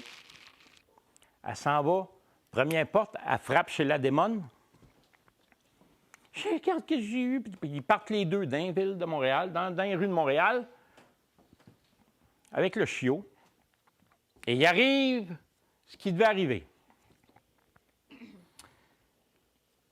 Le chiot voit un chat, part après le chat, la laisse à part, le chien traverse la rue, première carriole, elle l'effoire, elle le tue sur le coup. La deuxième carriole, c'était juste pour les foirer comme pour être sûr. Mais elle l'effoire, là. Le chien est mort. Elle vient de l'avoir. Elle broye sa vie dans le milieu de la rue pendant que les chevaux passent, les carrioles. Puis elle broye, puis elle broye, puis elle broye. Puis la démone est à côté, puis elle n'aime pas ça, elle, la démone, de voir son ami broyer comme ça. Puis elle comprend que c'est à cause du chien. Elle pogne le chien par le poil. Elle pogne son ami par le bras. Elle l'amène entre deux bâtiments de bois dans Granville de Montréal. Il y avait à peu près 5 pieds de distance entre les deux bâtiments, à l'abri des regards. Elle garoche le chien à terre, ce qui restait du chien. Elle pogne son ami par les épaules, elle l'accote dans le mur. Elle dit, écoute-moi bien, Miranda. Écoute-moi. Elle fait juste broyer. Elle n'écoutait pas vraiment.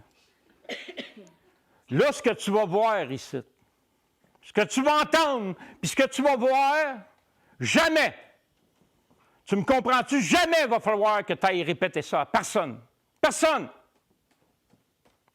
Tu m'entends-tu, Miranda? Elle broyait. Elle gifle, Miranda. Tu m'entends-tu, là? Jamais tu vas répéter ça. Elle fait juste signe de la tête, oui, oui. À partir de ce moment-là, la démone, elle s'est approchée du chien. Elle a pogné une petite branche d'arbre qui traînait à côté dans le sable.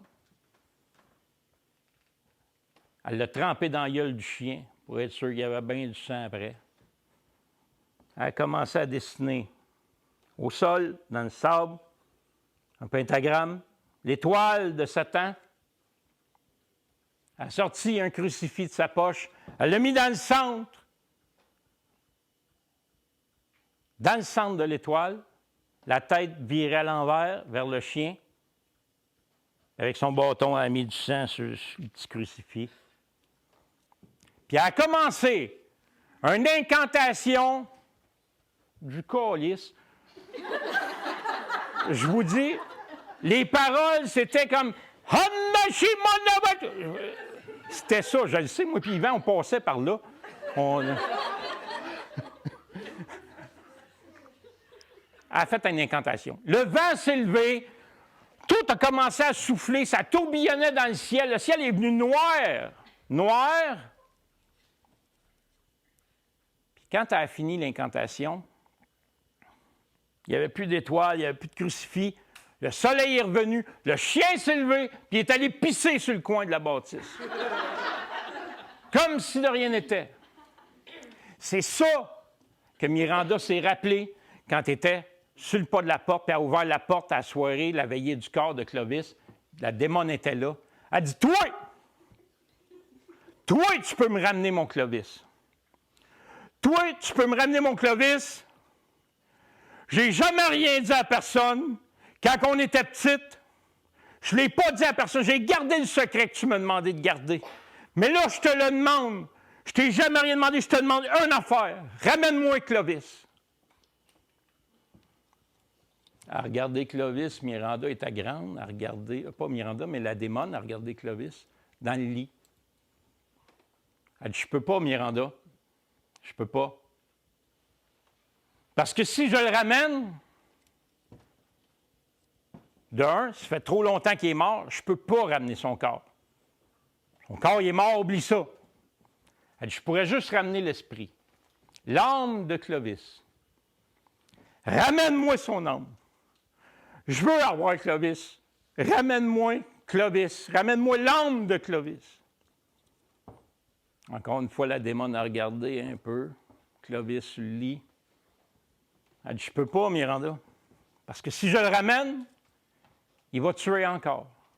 Il va vouloir tuer encore. Je suis désolé, ma belle amie, mais je ne peux pas. Fait que la démon a reviré de bord, elle a monté à la colline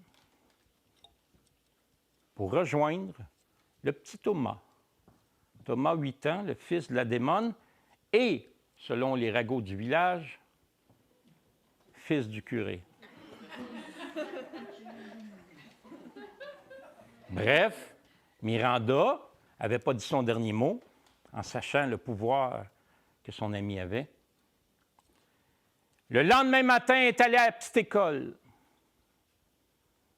Puis elle a dit à Thomas, Thomas, ta maman m'envoie te chercher. C'est moi qui vais te ramener à la maison. Elle est partie faire des commissions en ville. La démon, elle est au-dessus de la colline dans la maison. Puis elle voit l'horloge.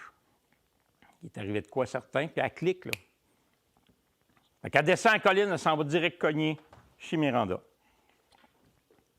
Toc, toc, toc. Miranda répond. « Rends-moi mon Thomas. » Miranda a dit une parole. « Je vais te rendre ton Thomas quand tu vas me rendre mon Clovis. » Miranda, correct. Mais je te dis, touche pas un cheveu à mon Thomas. Je ne toucherai pas. Je vais te ramener ton Clovis. Laisse-moi 24 heures, puis je te ramène Clovis. Son âme, son esprit. Elle remonte à la colline. 24 heures plus tard, Miranda reçoit la démon chez elle, qui descend la colline, elle la voit faire. Descend la colline. Elle a un coffre dans les mains. Un coffre de bois, avec des ornements de métal. Elle rouvre la porte, les deux se font face. Thomas il est là, il s'en va rejoindre sa mère. Elle dit, je te ramène ton Clovis. Elle dit, dans le coffre il y avait un cadenas, on avait un vieux cadenas. Dans le coffre, tu vas avoir plein d'enveloppes. Plein! Chaque enveloppe, quand tu vas l'ouvrir, puis tu vas lire ce qui est écrit sur le papier.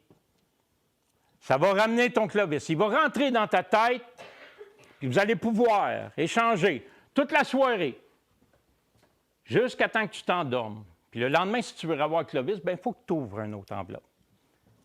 Il m'a dit, écoute-moi bien, Miranda. Il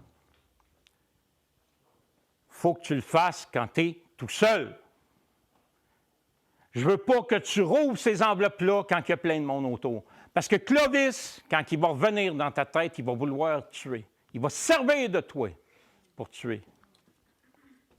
À toi, il ne te fera rien, Miranda, t'es sa mère. Mais les autres autour. Puis plus tu attends avant d'ouvrir les enveloppes, plus il va être violent. Avant de te laisser, Miranda, avec ton coffre puis ton Clovis, il faut que j'aille faire une incantation dans la maison pour être sûr que ce soit correct, que tu puisses ramener Clovis dans ta tête. Vas-y, la maison est à toi. Mais la démone est rentrée, elle a fait une incantation bidon. Comme tout à l'heure. Je ne sais pas si c'était les vraies paroles. J'étais pas là, on n'était pas là cette fois-là. On n'était pas là. Ce qu'elle a fait, en fait, la démone, c'est qu'elle est allée dans la cuisine, au fond. C'est pour ça qu'elle voulait être seule dans la maison. Elle est allée le dernier tiroir du comptoir de cuisine, puis elle est allée mettre 4 objets dans le tiroir. Chaque objet ayant appartenu à une des victimes. Qu'est-ce qu'elle foutait avec ça? Vous allez le savoir plus tard. Elle est ressortie dehors, puis elle a dit, Miranda, je te préviens, tu ne fais pas ça quand il y a d'autres mondes. Puis tu n'attends pas trop longtemps parce qu'il va devenir encore plus violent. Puis elle est remontée à la colline avec son petit Thomas. Elle est allée le coucher. Miranda a pris le coffre, elle est rentrée en dedans, elle dit, Clovis, mon Clovis, elle parlait au coffre. Je ne sais pas si ça a marché, mais il parlait au coffre. Elle dit, Clovis, je sais que maman n'a pas pris bien soin d'elle depuis que tu es mort. Fait que je vais aller prendre un bon bain, m'endimancher, puis demain matin, on va se retrouver, mon Clovis. Puis elle met la clé dans sa brassière, la clé du coffre, puis elle est montée se coucher. La démone n'avait pas fini son plan, elle. La démone a remonté à la colline, est allée coucher Thomas, puis elle est redescendue là, au bord de la colline. Au l'église. Le curé, là, il fait quoi, lui? Quand il l'a vu descendre la colline, il est sorti sur son parvis d'église. Va-t'en chez vous, démon! Un chien mérite mieux que toi d'être dans la maison de Dieu. Elle dit, écoute-moi bien, monsieur le curé. Puis elle s'est approchée, parce que là, il était tanné de se crier après. Elle dit, monsieur le curé, je sais qu'on ne s'aime pas, vous puis moi. Mais elle dit, il y a des affaires que vous ne savez pas sur les meurtres qu'il y a eu ici. Dis ce que tu as à dire, puis retourne prendre soin de notre Thomas. Elle dit, quand je suis arrivé pour veiller le corps de Clovis, je peux vous jurer, monsieur le curé, que dans le cou de Miranda, il y avait le petit collier d'Éloïse, qui avait encore du sang après. Ça fait d'elle la complice de Clovis. C'est pas vrai. C'est elle qui est allée porter ça dans le tiroir. Il dit, oh ouais, t'es sûr de... Oui. Quand elle m'a vu que je regardais le collier, elle était gênée, elle l'a enlevé, elle est allée le porter dans le tiroir du fond, dans la cuisine. Vous allez le retrouver là. Combien de coups les cloches d'église? C'est ça qui a sonné à Saint-Barnabé-Nord à l'automne 1895. 8 coups. Ils sont en allés encore une fois à la maison de Miranda. Ils sont allés vérifier dans le tiroir de cuisine, puis ils ont bien vu les objets. Ils ont arrêté Miranda sur le champ, ils l'ont emmenée à la prison de Trois-Rivières. En carriole. Elle s'est retrouvée devant le juge le lendemain matin. Miranda, l'écuyer, veuillez vous lever, s'il vous plaît. C'est l'avocat qui l'aidait. Elle était juste assise, puis mon coffre, donnez-moi mon coffre. Mon Clovis, donnez-moi mon coffre. Donnez-moi mon coffre. Tout le monde la pensait complètement folle. Elle se lève avec l'aide de son avocat. Miranda Lécuyer, la Cour vous déclare coupable de complicité de meurtre et vous condamne à être pendu demain matin à la prison de Trois-Rivières. Fait que le lendemain matin, Miranda a été pendue dans la cour arrière de la prison de Trois-Rivières. Pourquoi la démone avait ces objets-là? Il faut remonter à 1967, une émission qui s'appelait Confession inusitée à Radio-Canada. Thomas, le fils de la démone, c'est lui qui est l'invité. La démone est morte à l'âge pile, l'heure pile, la minute pile, la seconde pile de son 100e anniversaire. Pour ceux qui seraient curieux, si vous passez à Saint-Didas, la ville où est allé demeurer avant de mourir, vous allez voir, entre Saint-Didas et Saint-Alexis-des-Monts, il y a un cimetière. Au fond, à l'orée des bois, il y a une tombe. Une vieille pierre tombale, Clarina la montagne. Je n'invente rien. Elle est là. Vous ne me croyez pas, c'est votre histoire. Moi, je compte. Vous choisissez ce que vous prenez, vous choisissez ce que vous laissez. Mais la tombe est là. Clarina la montagne, c'est la seule tombe qu'il y a à l'orée des bois. Sa réputation l'a suivi de partout. À 150 pieds tout le tour de la tombe, c'est vrai, là, je vous jure, c'est la tête de mes enfants, 150 pieds autour de la tombe, il n'y a pas aucune autre pierre tombale. Ils sont tous entassés à droite, en avant, de l'autre côté, mais à 150 pieds tout le tour de la tombe de Clarina la montagne, il n'y a pas un chat d'enterré là. Sa réputation l'a suivi jusqu'à son enterrement. Personne ne voulait être enterré à côté de la démone. Elle a confié à Thomas ce qu'elle avait fait. Et Thomas l'a conté, la confession inusitée. C'est elle qui demandait à Clovis qui souriait tout le temps, Clovis, que tout le monde aimait, Clovis, qui rendait service à tout le monde. Elle demandait d'aller trancher des gorges puis d'y ramener une pinte de sang pour ses incantations. Paraîtrait même que les enveloppes qu'il y avait dans le coffre de Clovis pour Miranda, c'était de la cire blanche qui les scellait avec du sang des victimes, les 4 victimes de Saint-Barnabé-Nord. Elle a compté à Thomas, puis elle avait peur qu'en ramenant Clovis dans la tête de sa mère, Clovis se dise « bien, c'est elle qui m'a demandé ça ». Fait que là, elle se serait faite dénoncée par Miranda, comme quoi c'était elle qui demandait de tuer le monde. Fait qu'elle a décidé de sacrifier sa meilleure amie pour pas que ça y passe sur le doigt à elle. C'est ça que Thomas a raconté à Confession inusitée en 1969 à Radio-Canada.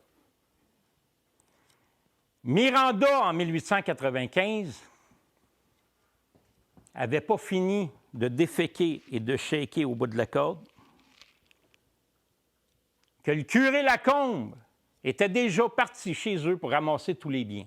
Parce qu'à l'époque, souvent, les gens, ce qu'ils faisaient, ils donnaient leurs biens à l'Église, à la condition qu'on prenne soin des enfants. Elle n'a plus d'enfants, mais ce n'est pas grave.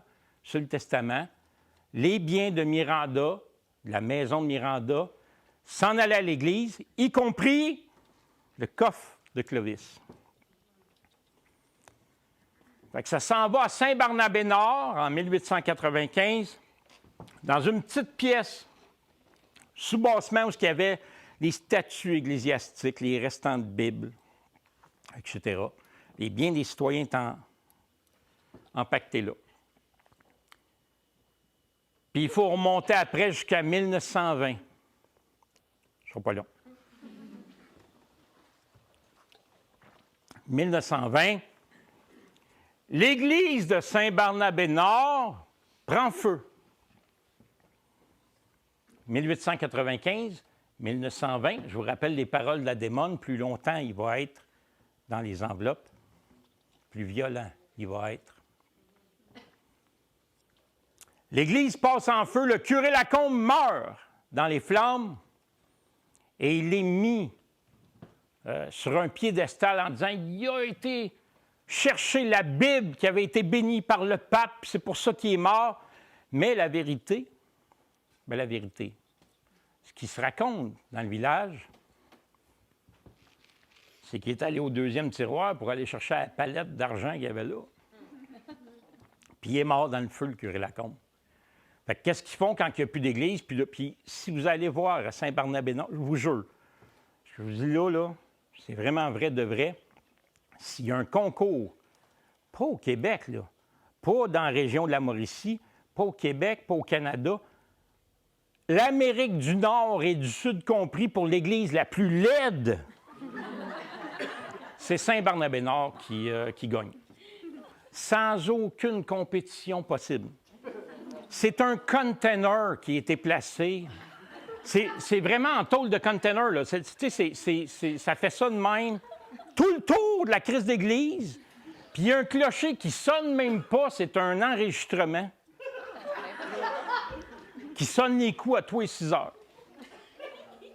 L'église la plus laide que j'ai vue de ma vie. Tu n'as même pas le goût de faire baptiser ton enfant là. Tu n'as pas le goût de juste aller pisser sur le coin du mur. Tu y vas pas. Tu y vas pas. Le parking est tout le temps vide. Anyway, ça n'a pas d'importance dans l'histoire. Ce qui est important de savoir, c'est que l'Église a passé au feu. Et dans ce temps-là, quand l'Église passe au feu, les biens qui sont sauvés, la seule pièce qui n'a pas brûlé, c'est la pièce où il y avait le coffre. Tout est redistribué dans ce qui allait devenir la MRC de Masquinongé, 17 villages. Mais quand ils sont arrivés à Saint-Paulin dit « Moi, je n'ai pas fini de construire, là, mon petit pit. Ouais, tu t'en retournes avec ça. Mais ouais, il faut que je te le laisse. OK, bien, garde. Va porter ça à mon chum à Montréal. Il est en train de se construire une grosse patente. Il n'a pas dit ça. Il n'a pas dit esti, c'est moi qui l'invente. Parce qu'il n'avait pas le droit, lui. Mais il y a une grosse patente sur le bord du Mont-Royal qui va s'appeler l'Oratoire Saint-Joseph. Ils sont en train de construire le dôme. Mon chum, André Bessette, dit le frère André, va y porter ça à lui. Va y porter ma part à lui. Moi, je n'ai pas de place mettre ça. Et dans la part, il y avait le coffre de Clovis. Est-ce qu'il y en a qui ont déjà été à l'Oratoire Saint-Joseph? Tu sais, quand tu descends un petit ascenseur, là, puis tu arrives sur la passerelle de berre, puis il y a les rochers là, qui sont la fondation de l'oratoire. Gorgée, c'est un bonus. Bien, c'est là qu'ils entreposaient à l'époque, avant que ça devienne la passerelle pour les touristes. Il n'y avait pas d'éclairage, c'était en terre battue. Il faisait noir, puis c'était un escalier de colimaçon qui t'amenait là. C'est là qu'étaient entreposées les affaires. Ils ont entreposé le coffre de Clovis là. 1920. 1930.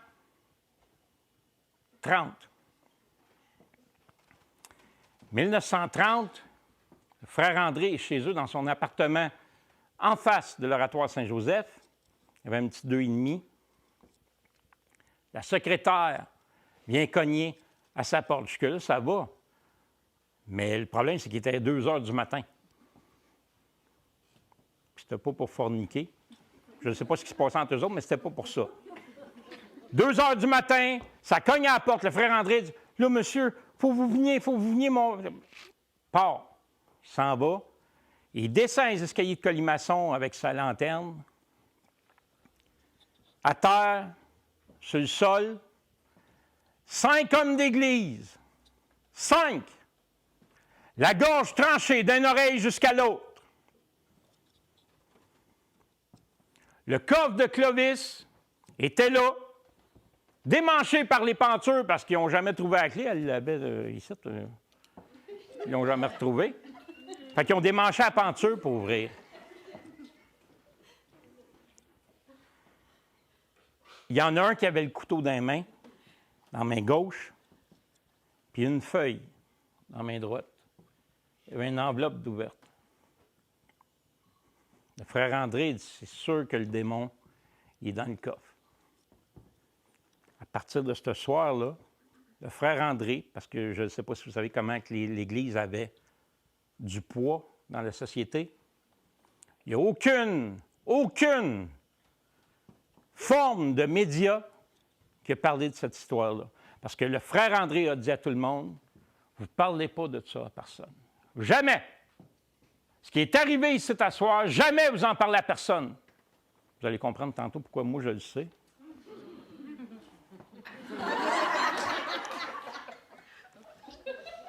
OK. Quand je déconne, des fois, je sors de ma tête. Puis... Fait que, il dit jamais vous en parlez à personne. Puis lui, il est devant le coffre. Il dit ça, c'est le coffre de Satan, c'est le démon qui est dedans. Là. Le démon est dans le coffre, dans la maison de Dieu. J'ai deux choix. Je brûle le coffre, mais là, il avait peur que ça éveille encore plus les démons. Ou je l'éloigne de la maison de Dieu, à tout jamais.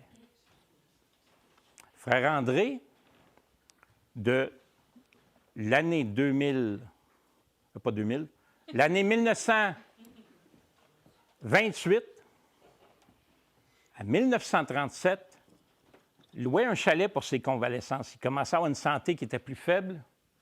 Il louait un chalet. Il a décidé d'emmener le coffre dans le chalet. Il a descendu le petit escalier, la trappe qu'il y avait dans le plafond. Il est monté dans le grenier. Puis il est allé porter ça en arrière de la cheminée. Dans ce temps-là, les cheminées passaient dans la maison. Il est allé porter ça en arrière de la cheminée. Il a mis une couverte par-dessus. Final, puis personne ne va entendre parler du coffre maudit de Clovis.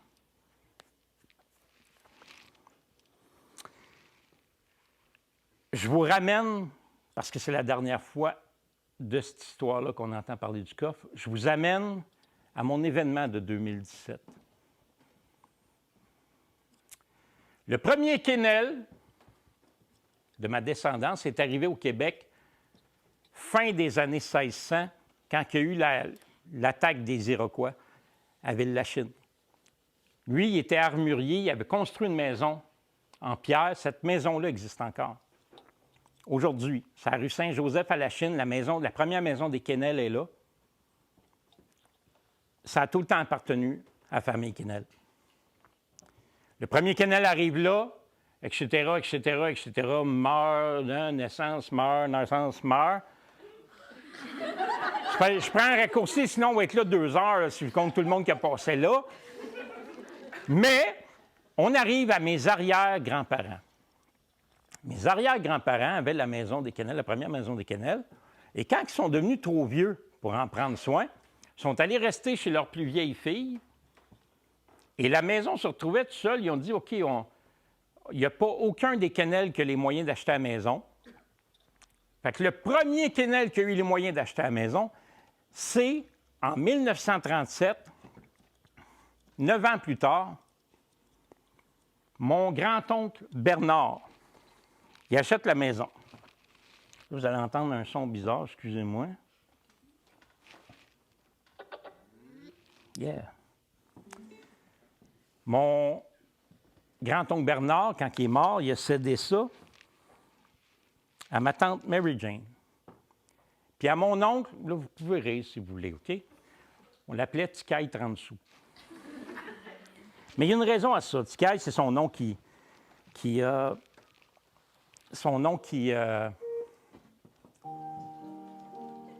son nom depuis qu'il était petit. Puis 30 sous parce qu'il pliait des 30 sous avec ses doigts. Il était fort des doigts. Pas du reste, mais des doigts, il était particulièrement fort. Il pliait des 30 sous. Fait que ce nom-là l'a suivi, Ticaille 30 sous. Ce que vous entendez là, Je ne sais pas si on entend bien la pluie en arrière. La fenêtre est ouverte dans la maison des Quesnel. C'est mon oncle Tikaï, 30 sous, qui joue du Chopin sur le piano. Je ne vous ferai pas entendre trop longtemps de cet enregistrement-là, parce que plus loin, vous entendez que les notes sont plus cohérentes du tout, et vous entendez un gros bang. C'est mon oncle Tikaï, 30 sous, qui meurt d'une crise cardiaque en jouant du piano. Ma tante Mary Jane puis mon oncle Tikaï, ils ont eu la maison, puis moi, je me tenais avec mes cousins-cousines, une cousine, un cousin, dans cette maison-là. J'ai visité plein de fois la maison des Quesnel, la première maison des Quesnel.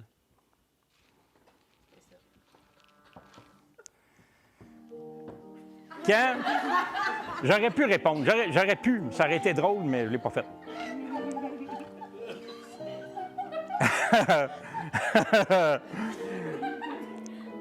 Mon oncle Tikaï, 30 sous, meurt.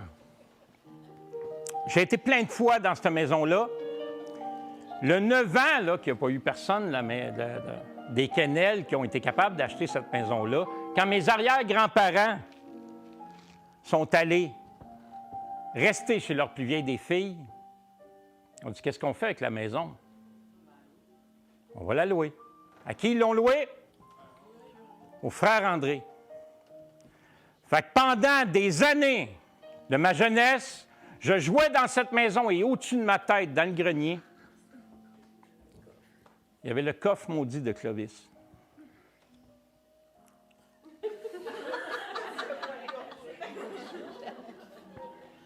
Je vous dis ça parce que je prends le temps de prendre ma gorgée. En fait,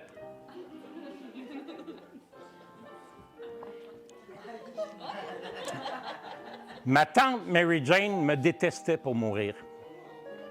Puis je vais vous conter pourquoi. Puis je vais arrêter l'enregistrement avant de tomber sur le...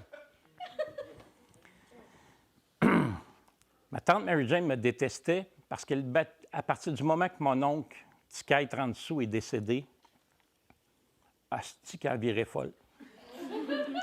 Il y a quelque chose qui s'est mis à mal fonctionner et elle s'est mise à battre ses enfants puis à mal les traiter. Puis moi, j'étais souvent là pour jouer avec mes cousins et cousines. Puis je suis arrivé à ma mère, à moi, puis je dis, ma tante Mary Jane, elle fait ça aux enfants. Et ma tante Mary Jane, elle m'en voulait d'avoir dénoncé parce que les enfants ont été enlevés de cette maison-là. Elle a continué jusqu'à sa mort en 2017 à rester seule dans sa maison sans ses enfants.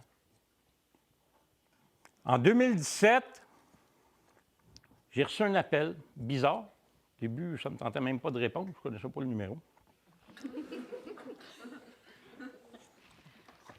Je vous l'ai dit, j'allais faire un tour dans ce coin-là. Merci, Mathieu. Merci beaucoup. Hein, ça... Hein? Ah ouais, su, j'ai arrêté plus souvent.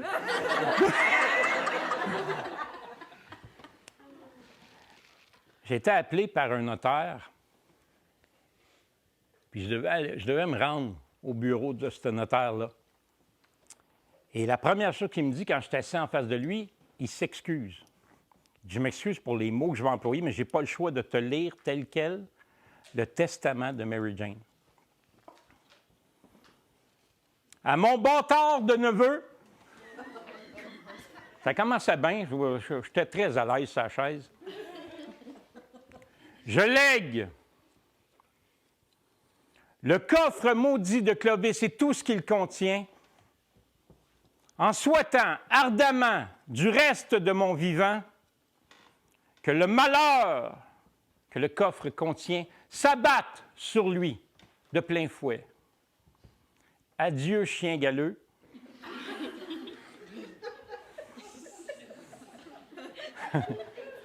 Tante Mary Jane. En 2017, j'hérite du coffre maudit de Clovis.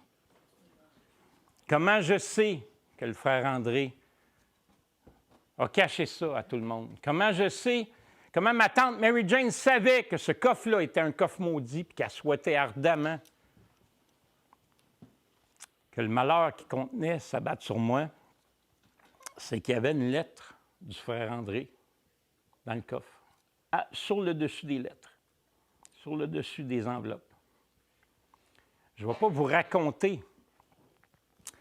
raconter ce qu'il y avait dans la lettre, je vais vous la lire.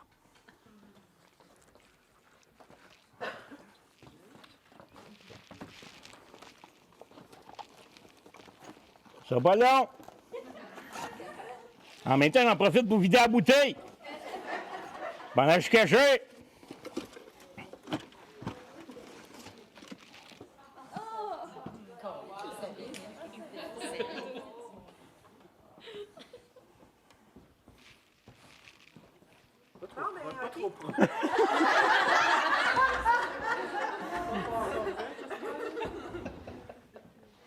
Est-ce que tout le monde l'a vu? Je vous rappelle les paroles de la démone. Plus longtemps Clovis va être dans le coffre, plus violent il va être. 1930, 2023. Je vous lis la lettre du frère André.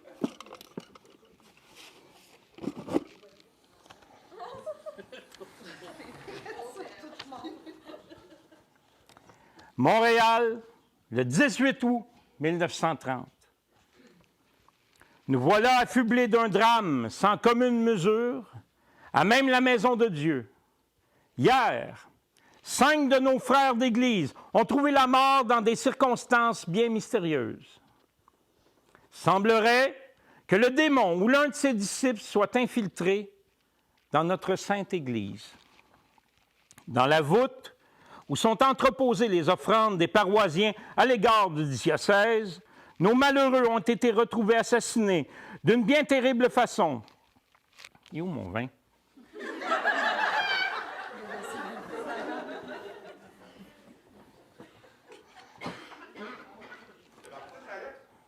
Oui, c'est ça. Il me dit, va chercher ton vin, tu vas en avoir besoin. C'est pas vrai.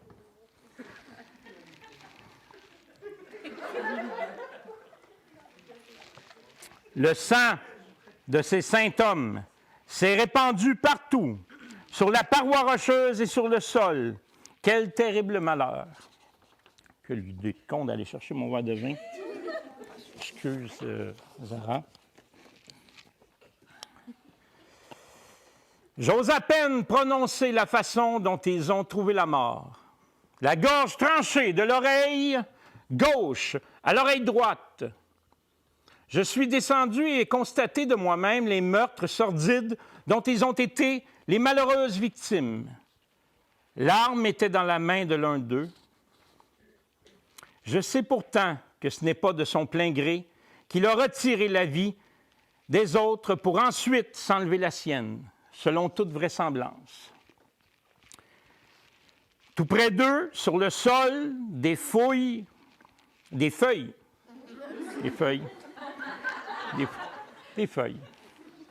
j'aime mieux le mot feuille, était sorti d'une enveloppe parmi tant d'autres provenant d'un coffre gravé au simple nom de Clovis sur la devanture. C'était pas une bonne idée d'aller chercher mon vin. Fait que c'est ça, là, il y a le Clovis sur le devant.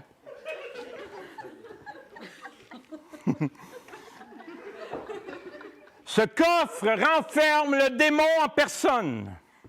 J'ai immédiatement ressenti le mal qui s'en dégageait. Ne voulant pas réveiller l'enfer qu'il contenait,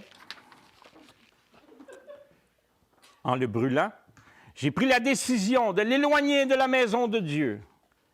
À l'entendeur qui trouvera cet effet maudit, ce coffre maudit et les enveloppes de Satan, je vous prie de tout mon être de le tenir loin de toute curiosité malsaine et de le garder fermé à tout jamais.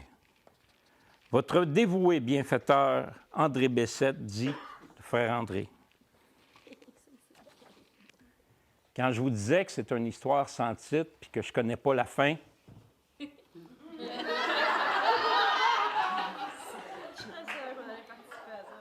c'est que je n'ai jamais ouvert ces enveloppes-là et je vous offre la possibilité de le faire ici, à soir.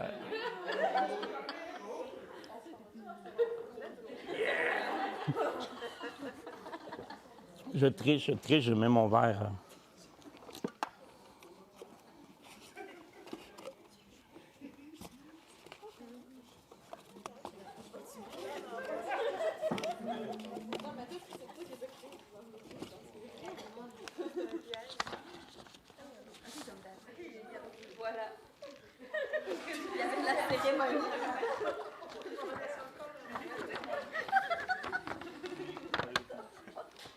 À Miranda, 29 octobre 1895. Déçu de ce que tu as fait pour parvenir à tes fins, mettant fin ainsi à une longue amitié, car jamais je ne pourrai te pardonner que tu te sois servi de mon petit Thomas. Je respecte l'entente et te permets, de par ces lettres, de retrouver Clovis, ou à tout le moins son âme, son esprit.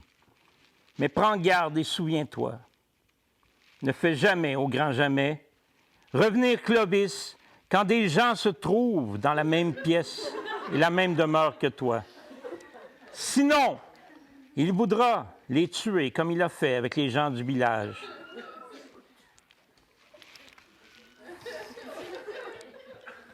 Plus tu attendras entre les ouvertures d'enveloppe, plus Clovis deviendra violent. À toi, il te fera mal, aucun mal, mais aux autres.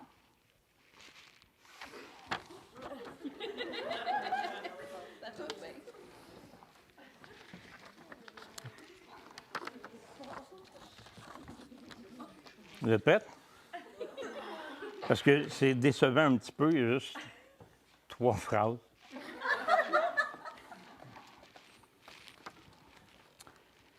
Je suis là, tout près de toi.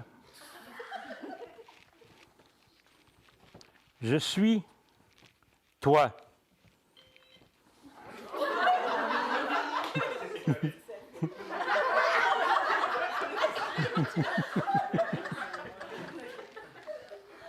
Donc, je suis toi. Maintenant,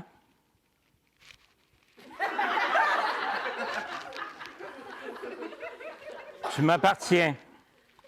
Tu m'appartiens maintenant.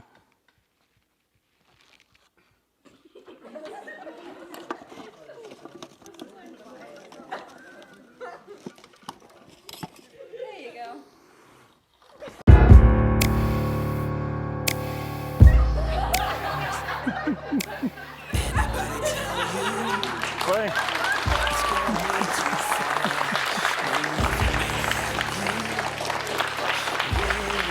Merci. Avez-vous aimé votre soirée? Un gros merci.